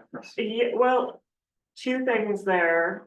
One, so far, the city has not provided citywide direction on this issue. Okay. What I have said, and I've said this with our attorneys and they have agreed, is when there is specific federal funding involved, and we are willing to remove words, and I'll give an example. We are right now doing our 5-year consolidated plans process. That is going to mayor and council soon. And that is a very federal document that is solely to get federal funding. In that case, I was comfortable saying, let's remove these words because they are words that could potentially jeopardize $50 million to the region over the next 5 years. That said, so far, when there is not federal funding involved, these are still really important values to our mayor and council and to HCD. And so, given that the commission isn't involved directly with federal funding, right now, I don't see any reason to discuss a name change, given the importance of those words. Great. So would we need to, when I'm at home on Zoom, I have closed caption on. So, We do have it. You might have to So, just yeah, type this. I can try to. no, I can do it like. Okay. Just, you just have to remember it, because if I put it loud enough to hear you, I can't. Would we need mayor and council's permission if we decided to change, like, our subcommittees? So there's the ordinance that created you all. And I was thinking I should pull it up, but you all created the subcommittees. Yeah, we did. And so my understanding is you all could dissolve the subcommittees. It's what's in the ordinance that mayor and council created that Yeah. are kind of unchangeable, but given you created subcommittees, you have the power to decide that. I think we just have to be careful with quorum and open meeting laws. Right, oh yeah. Did you, who is? Are we at a point where we're ready to talk about shifting the commission to a single focus? I would say quite possibly. Yeah. I do want to just bring up one more topic though, just because it was something you had mentioned earlier, topic of the meeting on the 6th. The housing trust fund, Oh, yeah. how does that fit into this bigger picture? Well, I know. Oh, Please, no, oh, you know, oh, I see. I think We decided to go, if we choose that, of these priority topics, homelessness is gonna be our first, then seems to me that if we're gonna be consistent, we'd be talking about using the housing trust fund to create places for people to live who are homeless. That brings in zoning. So it could be a subtopic within, this is what we're talking about, the layering, could be a subtopic or a task within. Or supporting those that are already providing that service, because aren't they facing some funding issue? I don't know, Jay, how does he have one? I was just gonna say, I was hesitant to really dig into the housing trust fund piece at this meeting Okay. because I feel like that is an imposition on us, and I'm not saying like it's a bad one, but it is an imposition that we didn't really plan on dealing with. And I also feel like this is the type of thing where there's gonna be a pretty clear idea that's not from us about what that money should get used for, and that we'll basically talk about it and be like, okay, that's fine. That may be wrong, but, so I guess I think, you know, having a better understanding about what that trust fund looks like, what it's about, how the decisions are gonna be made, there seems to be a lot of like pre-work that we need to do to actually deal with that. And it just seemed a little bit different to me than like, what do we wanna deal with today, and like, how do we wanna potentially reformulate the commission to get some work done? But I don't know if any of that's true. That's just kind of where my head was at with it. So, you know, So maybe that's one of the subcommittees. You know, the people who wanna work on that, work on the trust fund subcommittee and have at it and work it out with the city. or, you know, one of our upcoming meetings soon is basically about the trust fund. Okay. We get information about it. What does it mean? What do we need to do? And then we kind of figure out how that fits into, you know, how we're moving forward. So maybe we've got kind of key things going on, which is, you know, homelessness, do we have subcommittee, blah, blah, blah. And then the other real piece that we're dealing with is, you know, what does the housing trust fund mean and how are we dealing with it? So are you suggesting that we table that? Not necessarily, that's just where my head was at, but I don't really, I mean, if folks feel differently or feel like it needs to be a big part of today, then I'm fine with that. But it's just kind of where my head was at. Let me, quick time check. So we're 2:45. We probably want to take a break soon. Within 15 minutes, by 3 o'clock, without a doubt. Yeah, Okay, just add an idea for the subcommittees, please. sure. You know, I think they're still useful to kind of have, you know, different kinds of conversations, and it seems to me another option is, you know, the subcommittees could focus with their different tools and, you know, the themes, you know, whether it's supply or, you know, services that they need to go around, homelessness. We could use that as a focal point, but, you know, we wouldn't need to dissolve them all either. It's useful to still work through smaller things. So potentially maintain the subcommittees, one or more, and then focus it on the topical issue that's chosen, whether it's homelessness. So, yeah, okay. And I want to challenge you just a little on this. I'm sorry. The housing, I've been on the housing first subcommittee from the get-go. And our focus has been homelessness. And it has been pulling teeth to get people to get on that commission to discuss options and ways. So I'm challenging you a little bit on the idea of keeping our subcommittees, because we need to move forward with this. I need to move forward with this. And if we stay in the same subcommittee, it's just gonna be Alan and Tish and I. Well, that, I don't mean to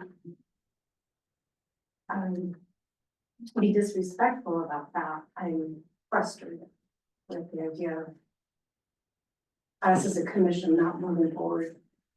All of these are valid here. Yeah, of course, yeah. Jay. Well, I was just gonna say, I mean, maybe a compromise is we just don't really deal with the subcommittees, keep them as is. And, you know, as the chair of the, whatever my subcommittee is called, equity, whatever. That might be a sign of. But I mean, I can just be like, we're canceling the meeting for this month because we're focusing on the homelessness working group. Maybe we just form a working group that we're agreeing that our energy is gonna be put into. And like, you know, if there is something that we wanna drop down into the subcommittee to deal with, the larger group, working group, that could be useful for the larger group. We've always got the subcommittee there, but I mean, it's just simple to be like, we're not having a meeting this month, so. And I like that I did, but I think it's problematic for the public notice. Because we do have people that show up regularly at certain subcommittees. And we're really not being thoughtful to the public if we're canceling meetings and. And next month we can create new subcommittees if we want to, right? I mean, Yeah, theoretically, yeah. cancel or create. I have a question. In the ordinance that created CEHD, is there like, does that include how often committee meets as a whole? Because maybe a solution would be that the subcommittees are dissolved and there's too much meeting for 3 every 8 weeks or like something. Yeah, I like the idea too, because we have the subcommittee anyway, So two. larger meeting. Yeah, 2 larger meetings of the full commission. And then, so in that scenario, what happens to the subcommittees? They're retired or they're just kind of put on hold or one or the other? Meet every quarter? Well, they're retired. I would think that they would be retired unless it comes to the group where there's a discussion on a certain issue that needs more depth to it and research. The people on this committee say, okay, I'll go work with, Tisha and Mindy on this particular topic. We'll bring it back to the group. More of an ad hoc, if you will, but, yeah, kind of like that idea. Well, and also, I mean, just kind of building on that, I mean, thinking about the public notice and the obligation we have there. And then, maybe ad hoc committees or whatever that require a quorum. I also just wonder if like, there's a topic that needs more research, just like 3 people get together and figure it out and then come back without needing to have any kind of quorum or anything like that. Tequila and beer. What? Tequila and beer. But for ad hoc committees, you don't need quorums and you Oh, don't really? need to vote on anything. I think you just bring it back to the group. Or you call it a research committee or something like that. Yeah, no, if you've got a quorum, it's gotta be a public meeting. Yeah. But does ad hoc committee have to have a quorum is the question. Because our subcommittees have to have a quorum. No, it can't have a quorum. Right, There yeah. cannot be a quorum at a subcommittee. Well, in order for us to have a subcommittee meeting, we have to have a quorum of the members of the subcommittee. Right, for an ad hoc committee, do you need a quorum? If it's ad hoc, it's just on a topic. No, get out the Google. Oh yeah, to Serena's question, in the ordinance, it says, meetings, the CEHD shall choose its own meeting dates, times and places. Legal action reports and minutes of committee meetings shall be filed with the city clerk. So I don't think there's a required amount of meeting time. I like the idea of having some focused topics. For me, it's not just about the number of meetings, so I would love to actually not move to 2 meetings a month with the large group, honestly. But having like focus attention, kind of how we're structuring the manufactured housing mobile home task force is doing the survey of like, what are these major topics we want to address and say, okay, for 3 months, we're focusing on mobile home utility overcharges. And then having the subcommittee in between, saying who's going to share about that, make sure that we're talking to people we need to talk to have the information so that we come to the meeting, it's a meaningful conversation. Even if there were a few topics that were like, we really want to look at the zoning and single room occupancy, and that's a role, like having, these are the few topics that we're really going deep into content area in our conversations. I think sometimes we can get in a process conversation and would love less conversation, honestly, on like how we're structuring our subcommittees and more on policy change we're moving forward. Sorry, I just really like the pressure of, okay, like these next X number of months, this is what we're focusing on. So, and just to, I guess, clarify for my own purposes, so when you say, don't want to talk too much about the subcommittees and whatever, do you mean here or like moving forward, like just? Moving forward, I think we come back to it a lot, which makes sense, like we talk about our internal process, but I think as much as we can to have enough focus of what the topics are, so that we can use the bulk of our time on those laptops. Yeah, I'll roll with whatever kind of figure. I mean, to that point, I just am looking at the rest of the afternoon, right? We were gonna get into small groups, because I think at least what I was anticipating is that we would land on, you know, 2 or 3 or 4 topics, which hasn't been the case. We've landed on one topic.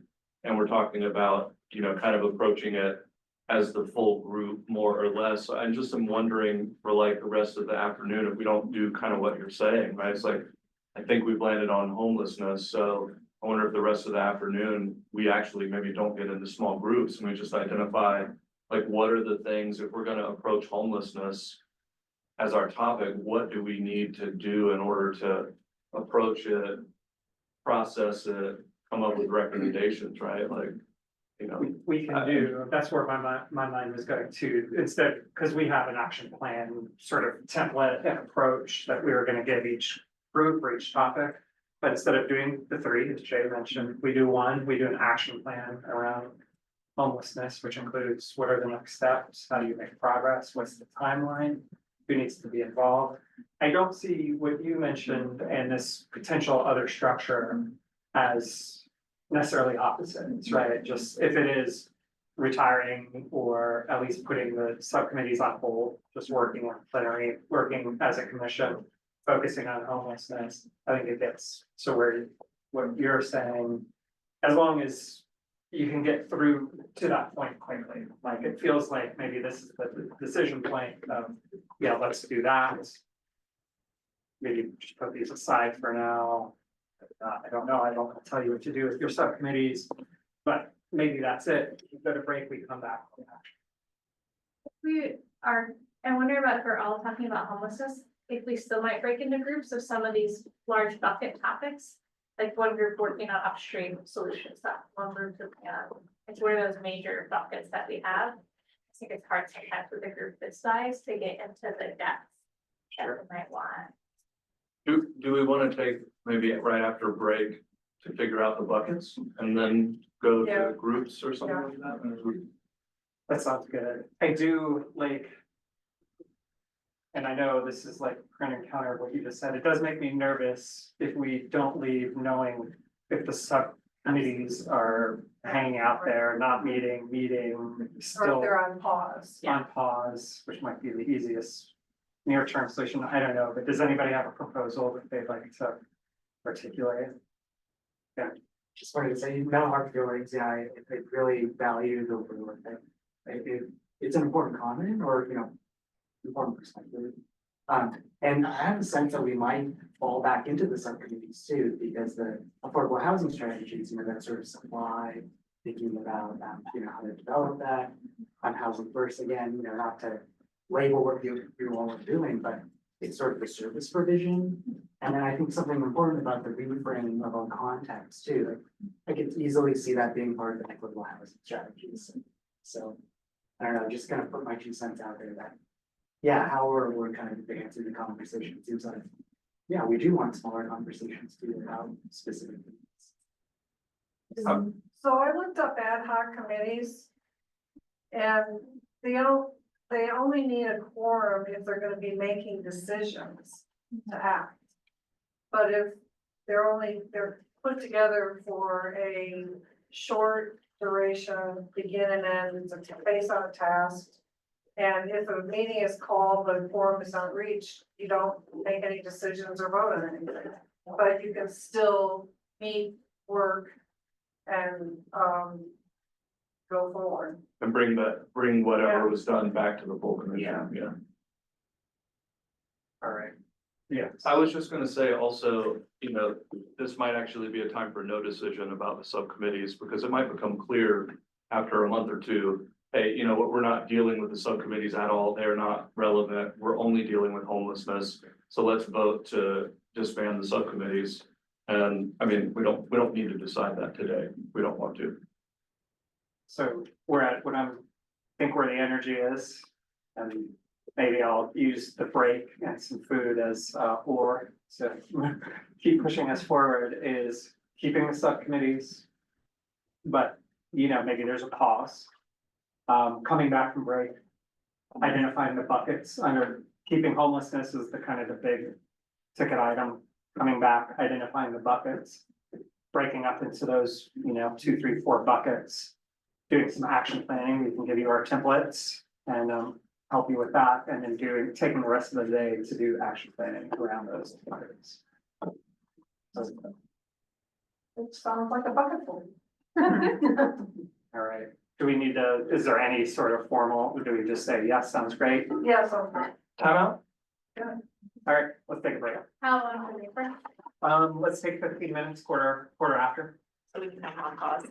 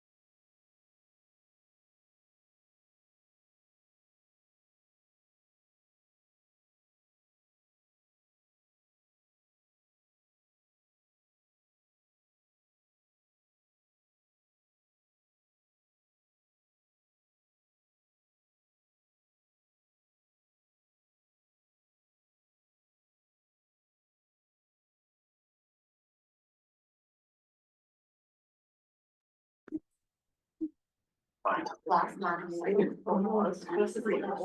how, now it takes you very little. I got here like in, like in 5, 6 minutes from my. By Congress. Yeah, it's 8 minutes now. I rode my bike there. Really? Did you? From where? My goal. I lived at Fourth and Main. Yeah, I wanna take it off. Hey, no, I'm just. I haven't had an office in Stoughton.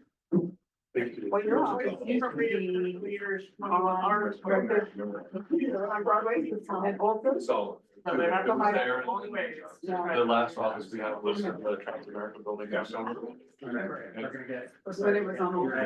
my brother's office, right on Olson. Like, right behind you guys. A little, kind of like an office. They didn't sign it, they sold it, but that. People have told me that. I don't- Yes, it makes me really sad. My voice for my,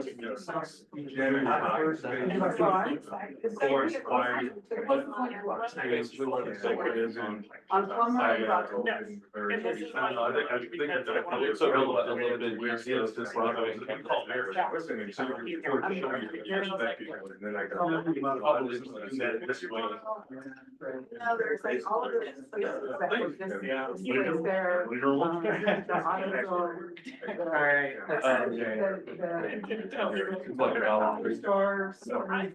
let's go ahead and get started. No, and do that. And, Alright, if I can have everybody's attention. Alright, so our task, as I understand it, is to identify some buckets. Yes. And then we'll do action planning. So the quicker we can do the buckets, the more we can get done coming up with some next steps and some actions and be able to move it forward. So, so buckets, yeah, how do we, I'm not sure what our target is here. Is it 2, 3, less than 3, 3 or less? I would start with 5 and cut it down. If you do 5, just know you're gonna be distributed more and more, or the more buckets, the less. So, but I'm not, 5 is good, let's see what, see where we wanna start. Does anybody wanna pick us off? I mean, ideas on like how to create the buckets, like generally speaking, or specific bucket ideas? And again, let me set this up to, oh, thanks. This is one of the lists that we just had. Fine. Sorry. Then, you want me to pull that back up? You said the priority topics? Everybody's saying. Not the one from that, but the list that we just came up with of the conversation for the notes that we've been taking for the last couple hours. The behind. Yes, I can hold there, I was like, where? Yeah, do you want me to quickly do this real quick? So. Right, so, and the big topic here is homelessness. So some of the sort of the ideas that I think might fit underneath there, but maybe there's a bucket. So collaboration, collective ideas, funding and human equity, keeping people housed, upstream solutions, rent control sort of came up within that. Housing trust fund, services, I had a hard time capturing this, but services failure, so mental health support. Pressuring the system, zoning permitting development. The TCPH, which stands for. Tucson Pima Collaboration to End Homelessness. Say that again? Say that again. Sure, Tucson Pima Collaboration to End Homelessness, the P and the C should be switched. TPCH. Yeah.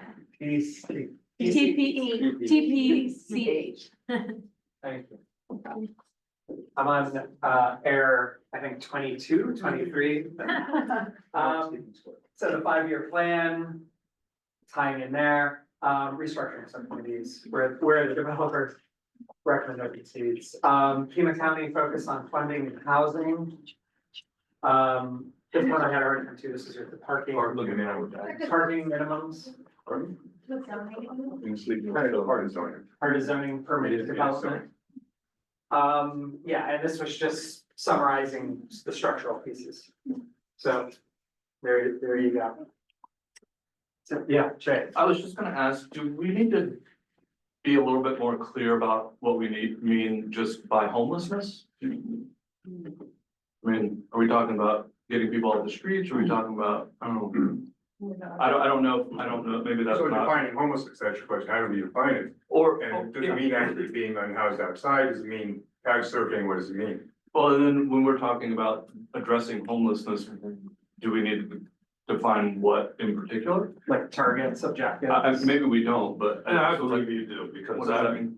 various people use different terms. I always, when I say homelessness, I mean getting someone into a home. I don't mean housing, I don't mean shelter, I mean a home. Permanent. Yeah, Cause it almost sounded to me like what we were maybe talking about right now is like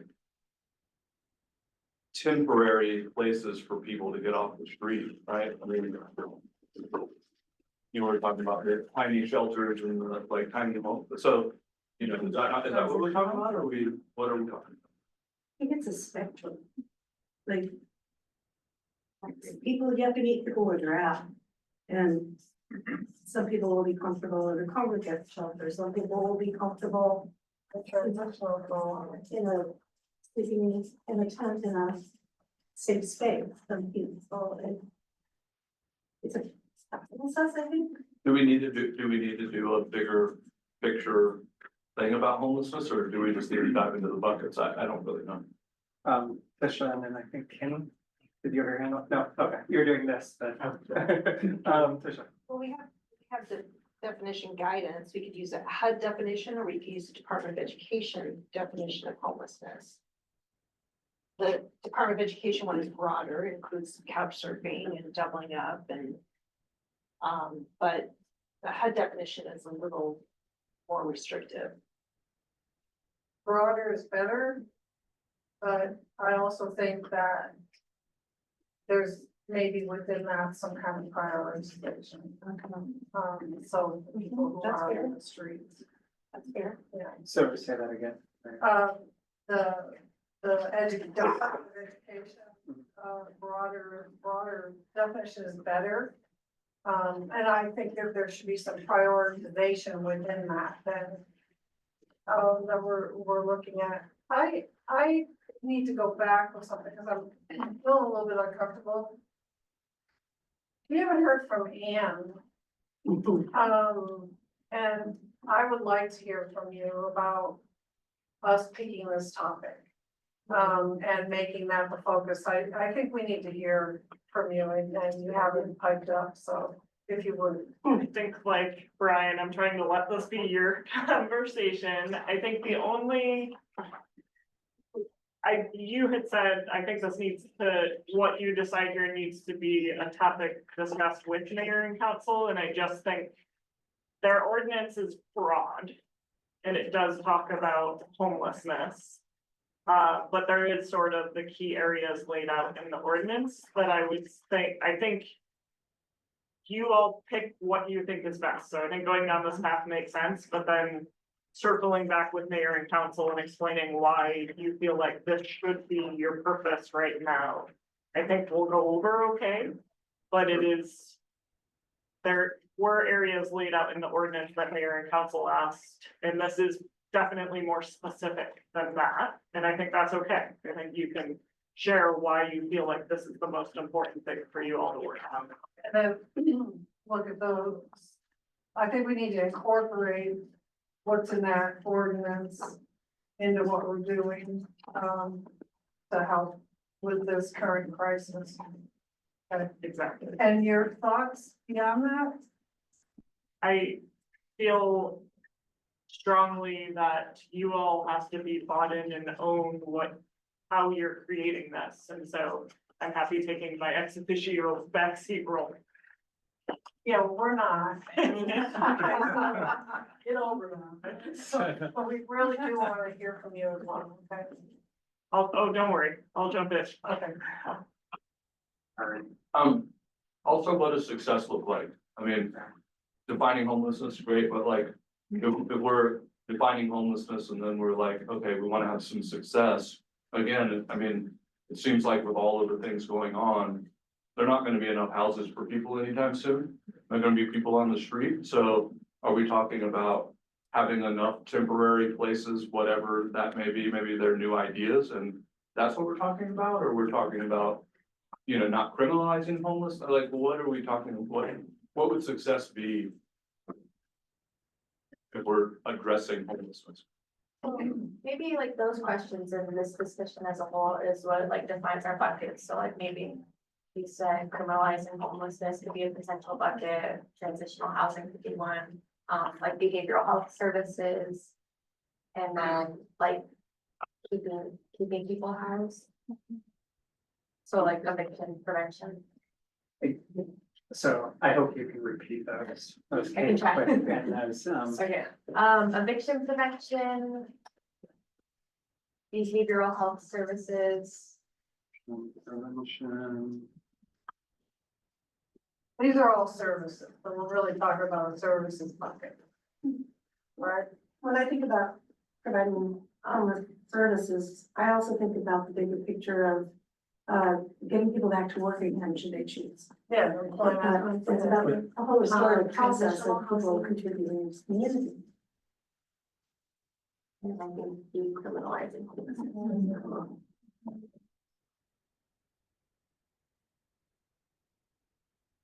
Maybe along with criminalization, to do like things related to heat-related deaths and kind of things like harm reduction for people currently experiencing homelessness. Harm reduction is a good word. We, Kenny? I mean, the definition, I mean, I think, this might have come up a few meetings ago, but the TPCH, like functional zero, that the system that we've gotten enough that if you're experiencing homelessness, it's brief, but there's a capacity for you to be managed in a relative, like 90-day time span or something like that. So that to me seems like a good goal. How do we support that system? Can you give me that goal again? As like functional zero, you know, that as a concept, or what success might look like along the aspects of, you know, that we're not punitive if you are experiencing. You get connected with services that you need. Is that right? Yeah. Functional zero. Jack, you guys. I guess I'm just thinking about, you know, all the things that go into maybe creating functional zero homelessness. You know, we're just obviously, like we've been talking about, facing we've had a lack of resources even in good times, and now it's way worse and way less resources. So I don't know where to go with this, but I just am thinking about, we're getting into all of these services that are needed, and we know what they are, and the problem has always been resources. Then what are we talking about now? Because it just makes me feel like we probably wouldn't be able to do much in that bucket. It feels to me like we're developing programs here, and that's not our job. Right. Our job is on this broader sense of helping the community come together to help resolve homelessness in a big way, and that's mostly with providing housing. Housing options, creative ones, everything from ADUs to congregate shelter housing. I think if we get too involved in these nitty-gritty details that just are not at the top of the pot right now. And that's just my thought. I'm just not feeling comfortable getting involved in all of this. Tisha. So I think success. Realistically, I think success, if we're talking like a year or two, is preventing people from becoming unhoused, maintaining current levels of affordable housing, creating and a goal towards creating additional affordable housing units to meet the gap. I mean, I think that like, that's what we can hope for. We don't want to, I think we all think that homelessness is going to increase, right? funding decrease, increasing, inflation, income not meeting, affordability. I mean, there's so many things showing us and demonstrating that it's going to increase. So if we can move towards stabilization while we get the things in place we need to house folks, then we would be doing something. So I work in preventing homelessness as my job, keeping people housed by fighting evictions and using tools to stop trustee sale foreclosures. And you know, preventing those things, there's legal things, and I don't know, you know, it takes money to help people bring their mortgages current to pay their rent, and that money isn't available. I don't know where you get that money. Well, that, I mean, that's prevention, so, It is, that's what I'm saying, that's prevention, I don't know how you achieve that. but there is money for that, and there is money through TPCH, there's money through private foundations. I mean, we've got a big chunk of prevention dollars that's gonna go at least a year. But we need to continue to have some sort of funding source for that, but there's the increased recognition that prevention is far easier to provide direct subsidy to someone than to try to rehouse someone once they lose their homes.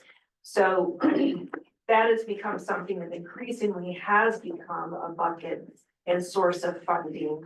And not only through rent and utility system, but through flexible funding as well. I do want to offer, yeah. I do wanna offer a, personal / professional tidbit here. So right now, city is going through its grant making process. I personally reviewed the 83 applications we got, but, there was about, I'm gonna get the numbers wrong off the top of my head, about 8 million, 9 million worth of requests for 2.2 million to give away. The number of applications that were for emergency financial assistance to keep people housed was staggering to me. Yes. And it also made me miss the days where there was a centralized system of requesting funding and getting funding out. Right. Because everybody wants emergency, you know, eviction prevention funding to be able to keep people housed right now. And so I do think that I was struck by how much of a need organizations are saying they need to help support even the people they're working with. Right, but the optimistic part of that is that private foundations are stepping up and Sure. meeting that need. Maybe They are. helping. I don't think meeting the need, Well, basically. we're fighting against the high level of evictions and the trending upward of evictions for sure. I would just like to share where we think we'll go next. Just the tool that we're thinking, just to. So you have this and you kind of know where it's going. This might help this conversation, I don't know, but it might. So we're gonna get there anyways, so we might as well start now and see if this helps. Whether we need to define buckets further or just identifying them works. So we're gonna put it on the screen. And then I'll just scan these out and see if you can pass them around. And it's front and back. So these are the action plans. So we were going to create these priorities and then kind of shift into those groups. Now we're thinking buckets. So the bucket groups, anyways, you know what I'm saying? The groups that would work on the bucket items. These are just, and you could go a different direction if you wanted to, but this is, these are the topics and the idea that we were thinking that would help that conversation. So, of course, now this would be bucket, but so one question I have is it better to create the objectives within these specific bucket areas or holistically around the bigger topic? I don't know, but within this, I think it's, at least at the lower level, you probably want that. You don't have it, or you do have it at the higher level.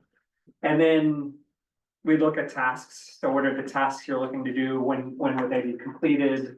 Who would need to be involved? Who would be responsible? And of course, any notes or just any details that does not capture. So a set of tasks, tangible things to move it forward. And then within that information needs, like what you need, like, for you to make progress, what do you need to know? Like, what could the city provide? What could others provide? And then obstacles and opportunities, right? What are the challenges you need to overcome? Where are the opportunities? Where are the funding sources? What's out there? What exists? We might add another one. It's not here, but because you talked about it earlier, it makes a lot of sense, like collaboration. What are the opportunities to collaborate within that space? You know, that funding is already there, maybe there, and that collaboration, and that human equities feels like it ties together, so maybe that's there as well. So this is where we were thinking about going. So that would be next, if we can identify these small groups. Does that make sense? I'm feeling a bit scattered, Okay, so, I would love to consolidate a little bit to. I feel like a lot of ideas have been thrown out, I mean, maybe that's what we're doing right now is processing and getting it there. There was earlier discussion about focusing on homelessness. My brain is still there. Is that something that we are, I mean, that's the way I'm saying it, and please correct me if I'm wrong, but yeah, Jay, you frame it. I was just gonna say to your point, Mindy, like kind of where my head's at is homelessness is so broad. I'm not an expert in it. There are people in the room that are experts in it. But we're not gonna solve homelessness in the current environment.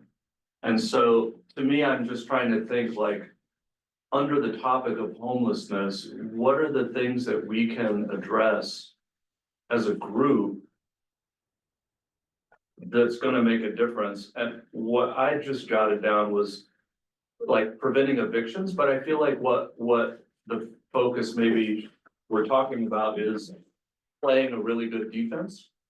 So that homelessness doesn't get worse under these circumstances. And then I think back to what Kenny was saying, like, to me, that's gonna require us to do things in ways that we have not done before in this town, because all the ways that we know to deal with this, which were mediocre at best, because in my opinion, lack of funding, all that's going away anyway. So what are we gonna rely on? The funding's going away, so we're gonna have to rely on people equity and, new ideas. So how do we play defense, and then how do we generate new ideas? That's just where my head's gone to about like, what do we? So I don't know if that's helpful or makes sense, but that's what came to my mind when you said that. I think also in addition is, who in our community is providing the services. I've always advocated for lists of service providers, and specifically, what are they providing? I think if we're going to make any kind of a dent, it's going to be in collaboration with these entities to identify the gaps. I don't know, maybe I also don't deal with homelessness at all, but just within what we do, and there's no money out there that we know of for eviction prevention, and we are. That's like the predominantly who's coming to see us is, people who are facing foreclosures or people who are facing evictions. And we can do the counseling portion of it, but there's no money. And then, and then I think you just said you had some, yeah. I think the counselors, but I think, should there be a list? Should there be Directory? some kind of a directory of the housers in the community and like what they provide? There used to be one. They've got one on our website. And who actually has money, because we send people to EELS, EELS often doesn't have money, Yeah. it's like a serious money. You have money for eviction, if people are in eviction proceedings. That also makes me think too about, right, like EELS. We know that it works, having representation is critical. I mean, should we be digging into budgets and looking at like where money is being spent? If we know that the best defense is to keep people housed, we need people representing everybody that's going through eviction. I hate to say, well, take money away from shelters to get But like, you know, is there shuffling around of money that needs to happen in this environment? And is that a recommendation we could make? I don't know, it's digging pretty deep, but. No, that's digging really deep and will probably cause a lot of backlash and ill will, cause it's assuming that, you know, money isn't being well spent, but again, I just feel like we're really getting into the weeds and we're not on any track forward here. There's, And the weeds can come next, they really can. I think you just need to get through this very next step of identifying these top level chunks. I don't, you know, and I don't know, like, I am not the substance matter expert here, but is it prevention, you know, prevention, maintenance, prevention, maintenance and creation, I don't know, what are the categories that you can start planning under? I would like to see, besides prevention, some creation of services and supports for people that are unhoused. So like intervention, That's right there too. Intervention, is that it? Intervention, go like, I guess maybe. providing housing options, it's up there, never mind. Oh, I was thinking like more prevention. I don't know where I would go, but for people who are already on the streets, like that would encompass meeting the needs of. so, and the word intervention kind of. describes that. Maybe that's where the decriminalization and the harm reduction goes, is like things that are focused on supporting people who are already unhoused. Yeah. And the eviction prevention and keeping people housed and the creation and the policy change that creates conditions for preventing some of that exploitation too. I guess would be the other one. Yeah. Yeah, that seems to me an important piece of it, you know, I think it's really easy to get stuck with the funding piece because it's attached to specific things. But I feel like that kind of blinds us from stuff like, you know, just cause evictions or different policy measures that might help staunch things at a more blanket level, so we're not needing as much funding, right? If there's other protections in place. So, you know, yeah, upstream, you know, it's, the funding is concrete, but I think we will build better community support if you can share a vision of like, what are all the parts and that we understand the landscape of all the possibilities and involve people in prioritizing, seeing what that's gonna stick, what do people want to fund. How about 3 buckets? Prevention, housing stock, and services. Prevention, housing stock and services. And prevention could include that zoning policy. Yep. But that could also apply to. Prevention, Housing stock. housing stock. And services, we need to change the zoning. In order to be creative. What do people think about these two?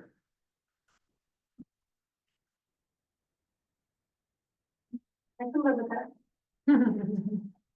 And you said prevention includes I think that includes zoning. zoning. Or the policy changes like rent control. Yep. Seems like Just housing stock cause- would be zoning. yeah, the housing stock would be including the zoning. Yeah, how to change the zoning. Not the prevention. Yeah. And, you know, housing stock has to be broad and creative, because this is a new day. So, this isn't about, you know, apartments only.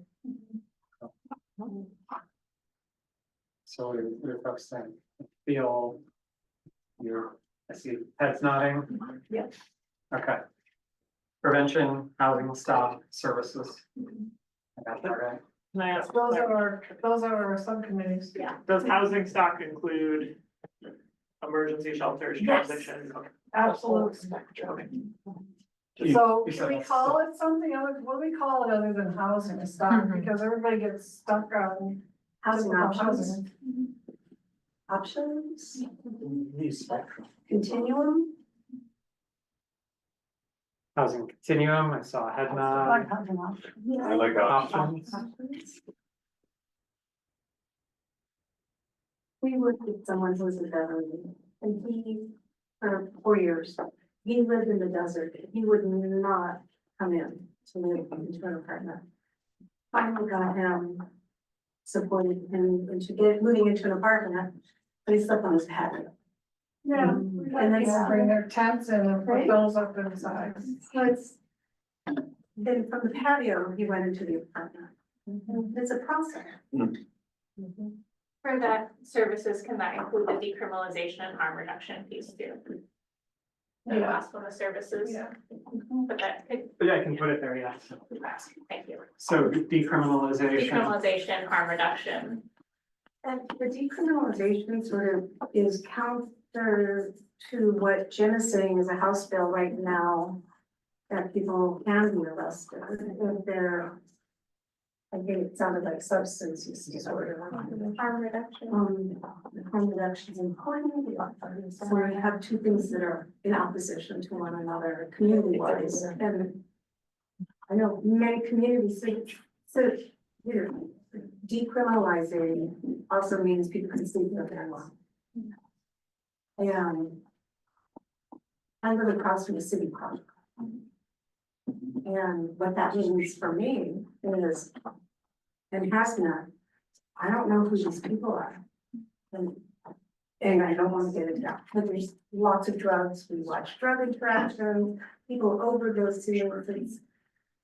I'm a little uncomfortable with the decriminal, I am and I'm not, there's two, you know, I have this raging discussion.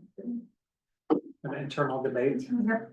It wouldn't have to be decriminalized if people could get treatment. Correct. So it goes back to suing the shit out of the state. Alright, Well, thank also you. decriminalizing doesn't mean that you don't have rules about how your park is used. So what do you guys think? What do we want to do? Break out, yeah. Break out these three? Yes, Okay. So how do you want to break out right there? We can just sort of see, is it by levels of interest? Yeah. Should we start there? All right, and try to at least get a even-ish sort of spread. All right, so the three topics, prevention, housing options, and services. So, yeah, I'll just ask for hand raises for each one. So prevention. Maybe, are you on for it? Are you on for it? I have to pay attention, sorry.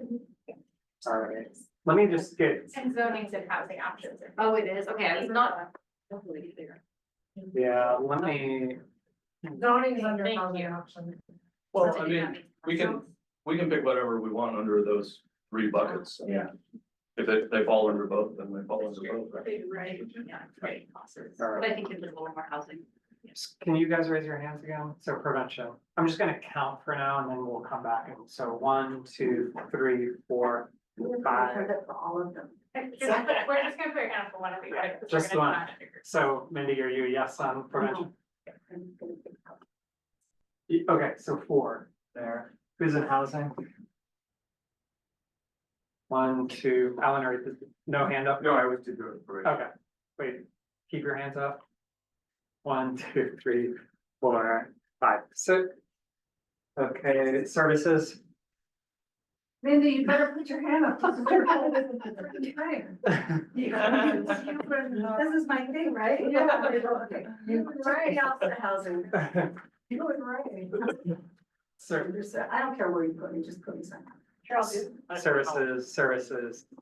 Services. 4, okay, even split. Yeah, okay. Okay, so, yeah, I mean, you have an hour and 10 minutes. Really about an hour, because I think we want to come back and just sort of get a sense of where things are. Yes. And so we have this template for you to work in your small groups.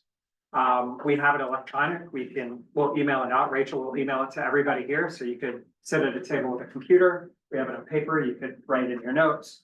I would just get in your groups, pick somebody who will be the recorder and or leader and facilitator. Ruby and I are here. If you want some table facilitation or note taking, just let us know. There's only two of us. But that's what's available to you. Two breakouts there. Third one here. Why don't we do, so biggest one is, let's do prevention and housing back there. Prevention on my right, housing on the left, services here. And then ideally just fill out one template for each group. One template for each. Not one. Oh, you're in. And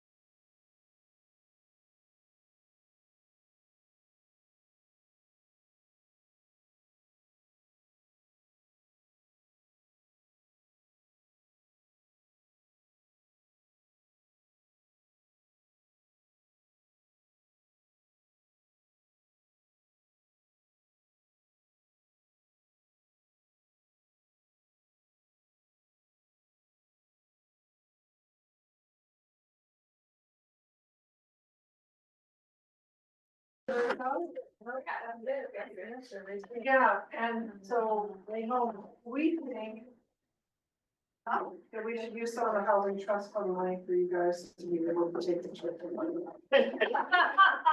I like this one. For this subcommittee to go over. So it's called the Way Home Initiative. Okay, it's called positive. No, Way Home Initiative, look open, Yeah. I've got my water here. yeah. Well, I'll just take it.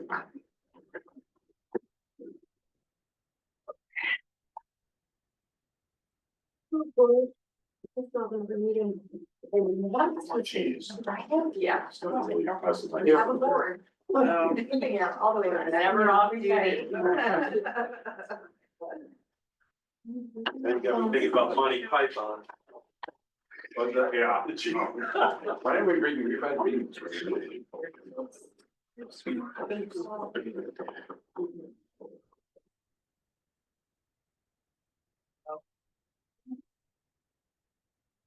Oh. All my alma maters are over. Let me see, wait. Who is this one? University of Maryland went Oh, that's to weird. USC today. But it was a close game. Did the men lost last night? U of A lost last night and University of Maryland. Oh, they did. Carried it. They went down, We did our plan. We're not mad at it. All right, let's reconvene. We're in the stretch run. So we want to try to get you guys out on time, so 5 o'clock, which is 15, 20 minutes. We are gonna do full report outs as we first expected, just, that's the way things go sometimes, we ran out of time. We might do a little bit, but we wanna, first and foremost, how was that? Great. Great? Good conversation. Good conversation, good. They look like great conversation, constant interaction and work, so thank you for that. I think we wanted to start there. We just don't want to leave the room today without knowing what's next. So we want to start with process and how to continue this. So we'll start there and just make sure we have a plan for how these groups will continue working, make sure it works with, city processes and whatnot. So we'll start there. And I just want to turn to Jay first and see if you have some initial thoughts on how to get that going. I think you summarized it pretty well, Brian. I think it's important for us to know when we leave here, how we're gonna get back together with our groups, what our full commission meetings are gonna look like, at least in the next couple of times. And kind of where to go from here. I felt like the conversations in the groups were really good, and, if we wanna do a bigger report out, we could do that. At the next full commission meeting or something like that. It didn't seem like there was, too much issue with people, getting in groups and bouncing ideas and getting that going. So, that's just kind of where my head's at. What do you all think we need to do from here to kind of keep the momentum going in terms of, process and getting in our groups and kind of where we go for the next couple of commission meetings?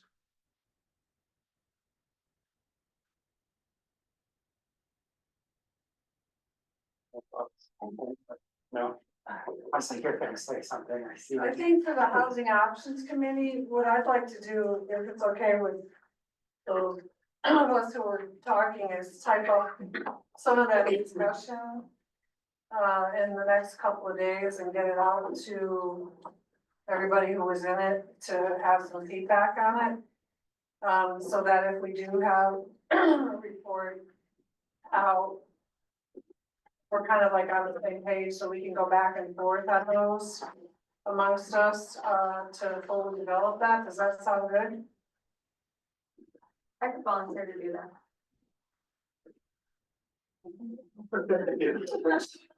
Which group was that? Housing options. Report out, an interim report out. Well, and just send it out to the group so we have feedback on it. Do you have all our email addresses? I'm sure it definitely might. Okay. For the prevention group, it's a pretty strong overlap with the equitable housing strategies. I wonder if we just started to have it's more specific conversation in the equitable housing strategy subcommittee.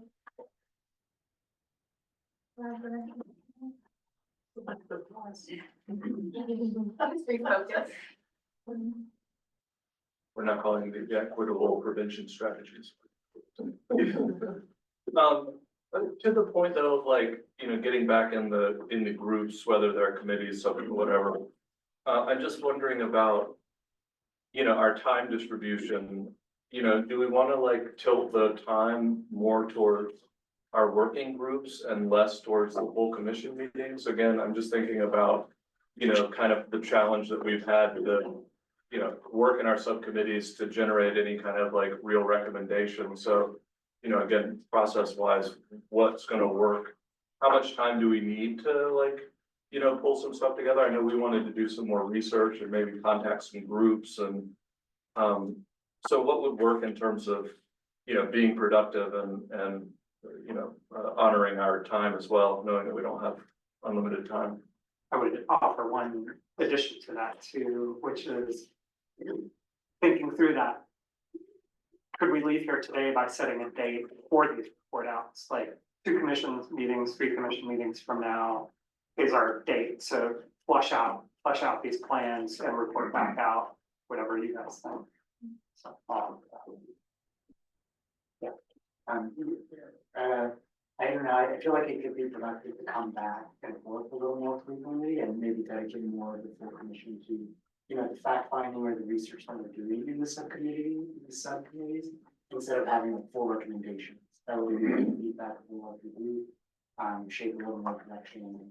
But there's less pressure, like this is the one thing that we want to have happen when we get back together. And the other thing that brings up too is, the way we've been doing our commission meetings is they're 2 hours and there are a lot of other presentations and things that are, obviously important, but not necessarily in alignment with particular. I don't know exactly, but like, if we're gonna be focusing on homelessness and these particular subgroups, these working groups, when we get back into our full commission meetings and we've got presentations about things not related, like, I guess I'm just saying, can we kind of cut some of that out and really just focus on kind of Kenny, what you were saying? When we're getting back in our full commission meetings, we're doing some report outs and some back and forth processing together. So that we're all informing our different working groups, but that would inherently mean, I think, less time for other stuff, which is what our meetings have been a lot in the past, so I don't know. I would like to recommend that we request fewer presentations and only presentations that have content that is this is what we're working on. That I don't understand the process about why we've had so many presentations in the past. That, so I'm curious about that piece. And only pertinent to what we're doing, and maybe they need to throw a bias for, and do the presentations need to come to this commission because mandated, or? I would say they come for a few different reasons. One is not reinventing the wheel. So making sure people understand what is happening out in the community. I would say another example would be initiatives the city is working on that you bring specific expertise that the city wants input on. And so I think that there's a multitude of reasons. And I think that's a good feedback in terms of just being really mindful of what is the purpose of the presentations and are they furthering the commission's work? Jay, is it possible to have some presentations without the mandatory form? Well, I mean, we could certainly get information, slide decks, other information as, homework that we're reviewing. Or some presentations are more pertinent to certain groups, like certain working groups and others. I also wonder, again, I'm thinking out loud here and I realize it's, it means more meetings, but I just wonder if there's like, you know, if there's some things that the city needs feedback about, that is not related to the homelessness work, if maybe we have like some hour meetings that are just focused on those things, and then some hour meetings that are just for us in the homelessness situation. I'm just trying to think of like, if there are ways to compartmentalize some of this stuff so that, you know, we're able to do both, because it sounds like we're gonna need to continue to do both. Some extent. Question two, at the last meeting, we had like HCD, we had PDFD and Yuma County, we had them all create like report outs for you all. Were those helpful for you? Like just really writing stuff out and then quickly going over them in that meeting? I always like that invitation I refer to, just in general. I wasn't there. I'm not, I don't know about more meetings that are just an hour. I don't think we can do much in an hour. So. That's my input. I mean, my bigger picture thinking is like, how do we create enough time to work on the different groups that we have and come up with recommendations and also balance the other things we need to do? I don't know how to do that, but that's been a problem. There's, just to add to that, so we have a little bit of, a budget to work really on this to help you guys as the facilitation, so, you know, that could be our focus. I think to Kenny's point of how, like, structuring those interactions, if you put an hour to something like this, you know, 20 minutes per subgroup. And, you know, how I might facilitate that is telling the subgroups to come prepared with questions, information you want to present, questions you have for the full commission, and what you need out of that conversation. We facilitate that each time. So there's that interaction piece, subgroups take them away. Come back, similar thing, you know, we just iterate on that for a couple meetings. I wonder if, okay, sorry. For the housing trust fund, what's the timeline on that? So we have like kind of what our time priorities are. They didn't, Mayor and Council didn't give a timeline, and I do think that two things there, if the commission doesn't want to provide recommendations, I'm sure they would decide where it goes. I do see it as an opportunity that as this body and you're thinking through what your activities are, it is a small but funding pot to kind of recommend to support those activities. I would say some council members, I did hear an urgency and it's sitting there while people are falling into homelessness, and so I have heard that. But the answer is they did not provide a specific timeline. It's about $330,000. So, again, just thinking out loud here, I wonder if for the next full commission meeting, we do at least three things. One, discuss how much more facilitation we can have and what that facilitation looks like to help us get through this, you know, homelessness thing that we're working on. Then maybe a good chunk of time about the housing trust fund and about like what the expectations are, what are the possibilities, like we need to dig into that obviously in a number of ways. And then we can also do a larger report out about kind of what we did in our groups today. That sounds good. And then I'm sure there'll be other random things that we need to deal with too. So I know there is a sentiment not to hear more presentations, but I would be interested in hearing from TPCH. I think they've come up quite a bit in understanding what they're doing. And so we're not trying to reinvent the wheel with things that they're already doing. There's things that they're doing that we can leverage, some information that they have. I also get the sense that we're open to presentations that are related to the homelessness piece, right? That's something like this. Corin was gonna reach out to Jason. Or Ann. We were thinking, Ann, that the like Jason and the president of TPCH, the chair of TPCH. Yeah, I would amend that just to say Kat Davis is, the lead staff member with the board president. I think those two together would be really meaningful. One of the things we wanna know is, you know, what kind of data comes out of the HMIS system. So whoever's got a real good handle on that data, cause we might get into the weeds with some of those questions. Well, and also like, what exactly are they doing so that we're not overlapping with, you know, or Right. I don't know a lot about what they're doing. So, first of all, before they come, I recommend that you all look up TPCH on Google, because they have a plethora of information. It's a really good website. So before that happens, do your homework. It's tpch.net. And is the next meeting next Thursday? That's what I'm scheduled. Very soon. That up too. That was okay. Do we have to be there? Okay. Is Well, next, I mean, I guess we can decide. Yeah, it's currently what it's slated as, but this Zoom group wanted to, yeah, it'll be a virtual meeting on Zoom. I think that there was some consideration of making that a shorter meeting, but based on this, maybe perhaps not. Yeah.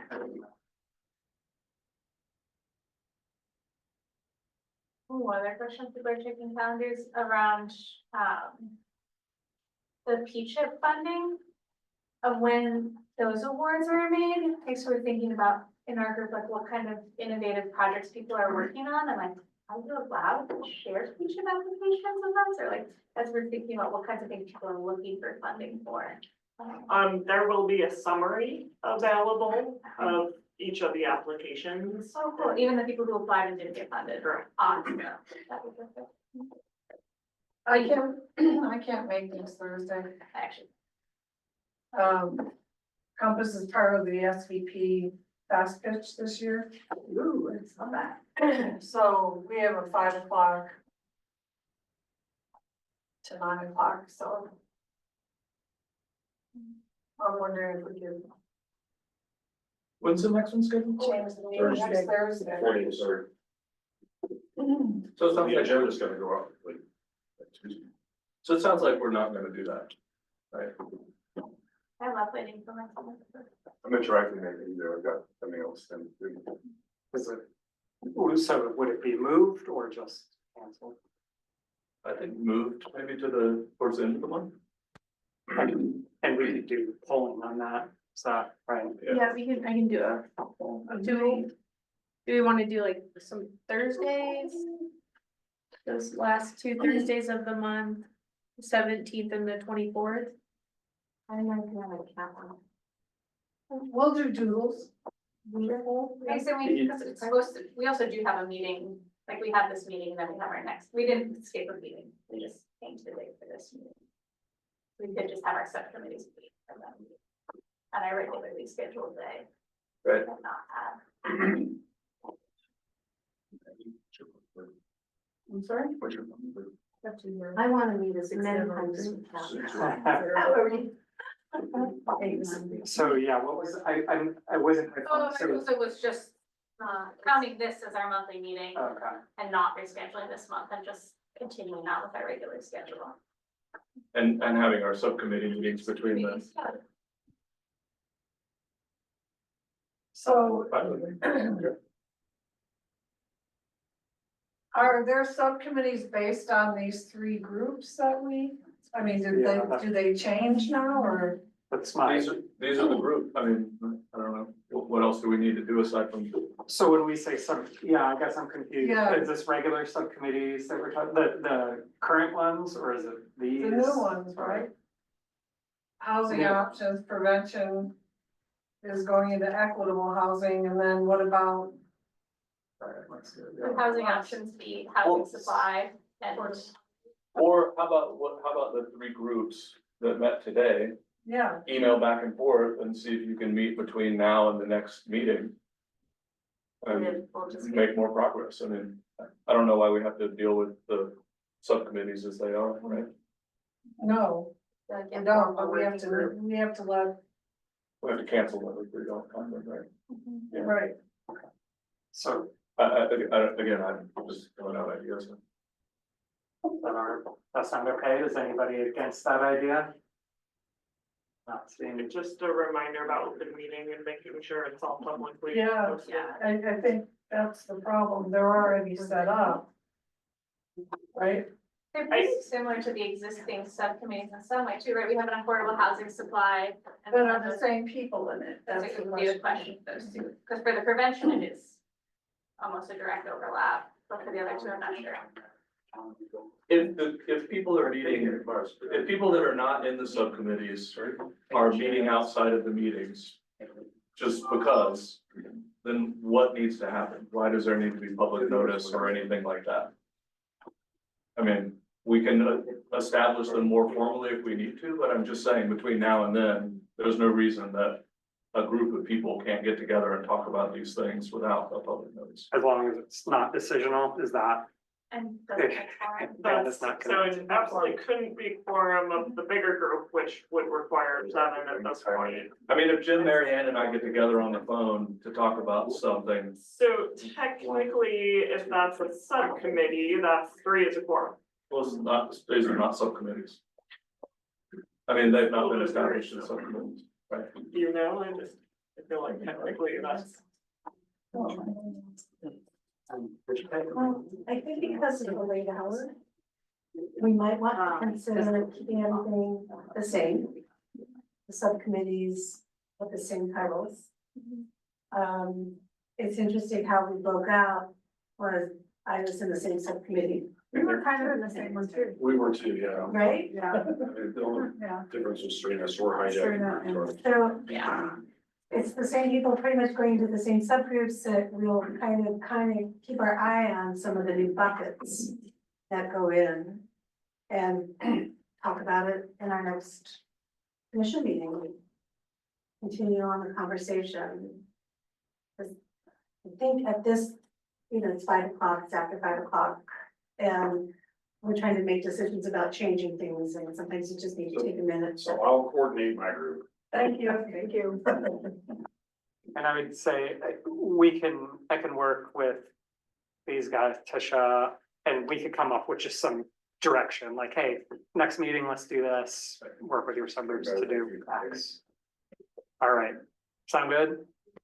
All right, Who's in what right now? That's what I want to know. We have housing access, prevention and services. yeah, so can somebody in housing options, can you name your group? Oh, yeah, you wanna raise your hands? Serena, Mary Ann, Maggie. And Jim. All right, prevention, Jay, and Alan, right? and then services. Tisha is gone. Myself, Michael, and Anna. And so one has 2 official members, so to have 4, you need 3. But if you meet so what subcommittee would that? Housing, Okay, so if you meet in housing first, does that like solve that? Okay. So what does it need? One more member? 1 more voting member. What are you missing today? I was just thinking that. Wendy. Alan's. Alan's with No, Wendy, Vicky. Vicky and Lori. And Lori. Okay, Vicky and Lori are now in services.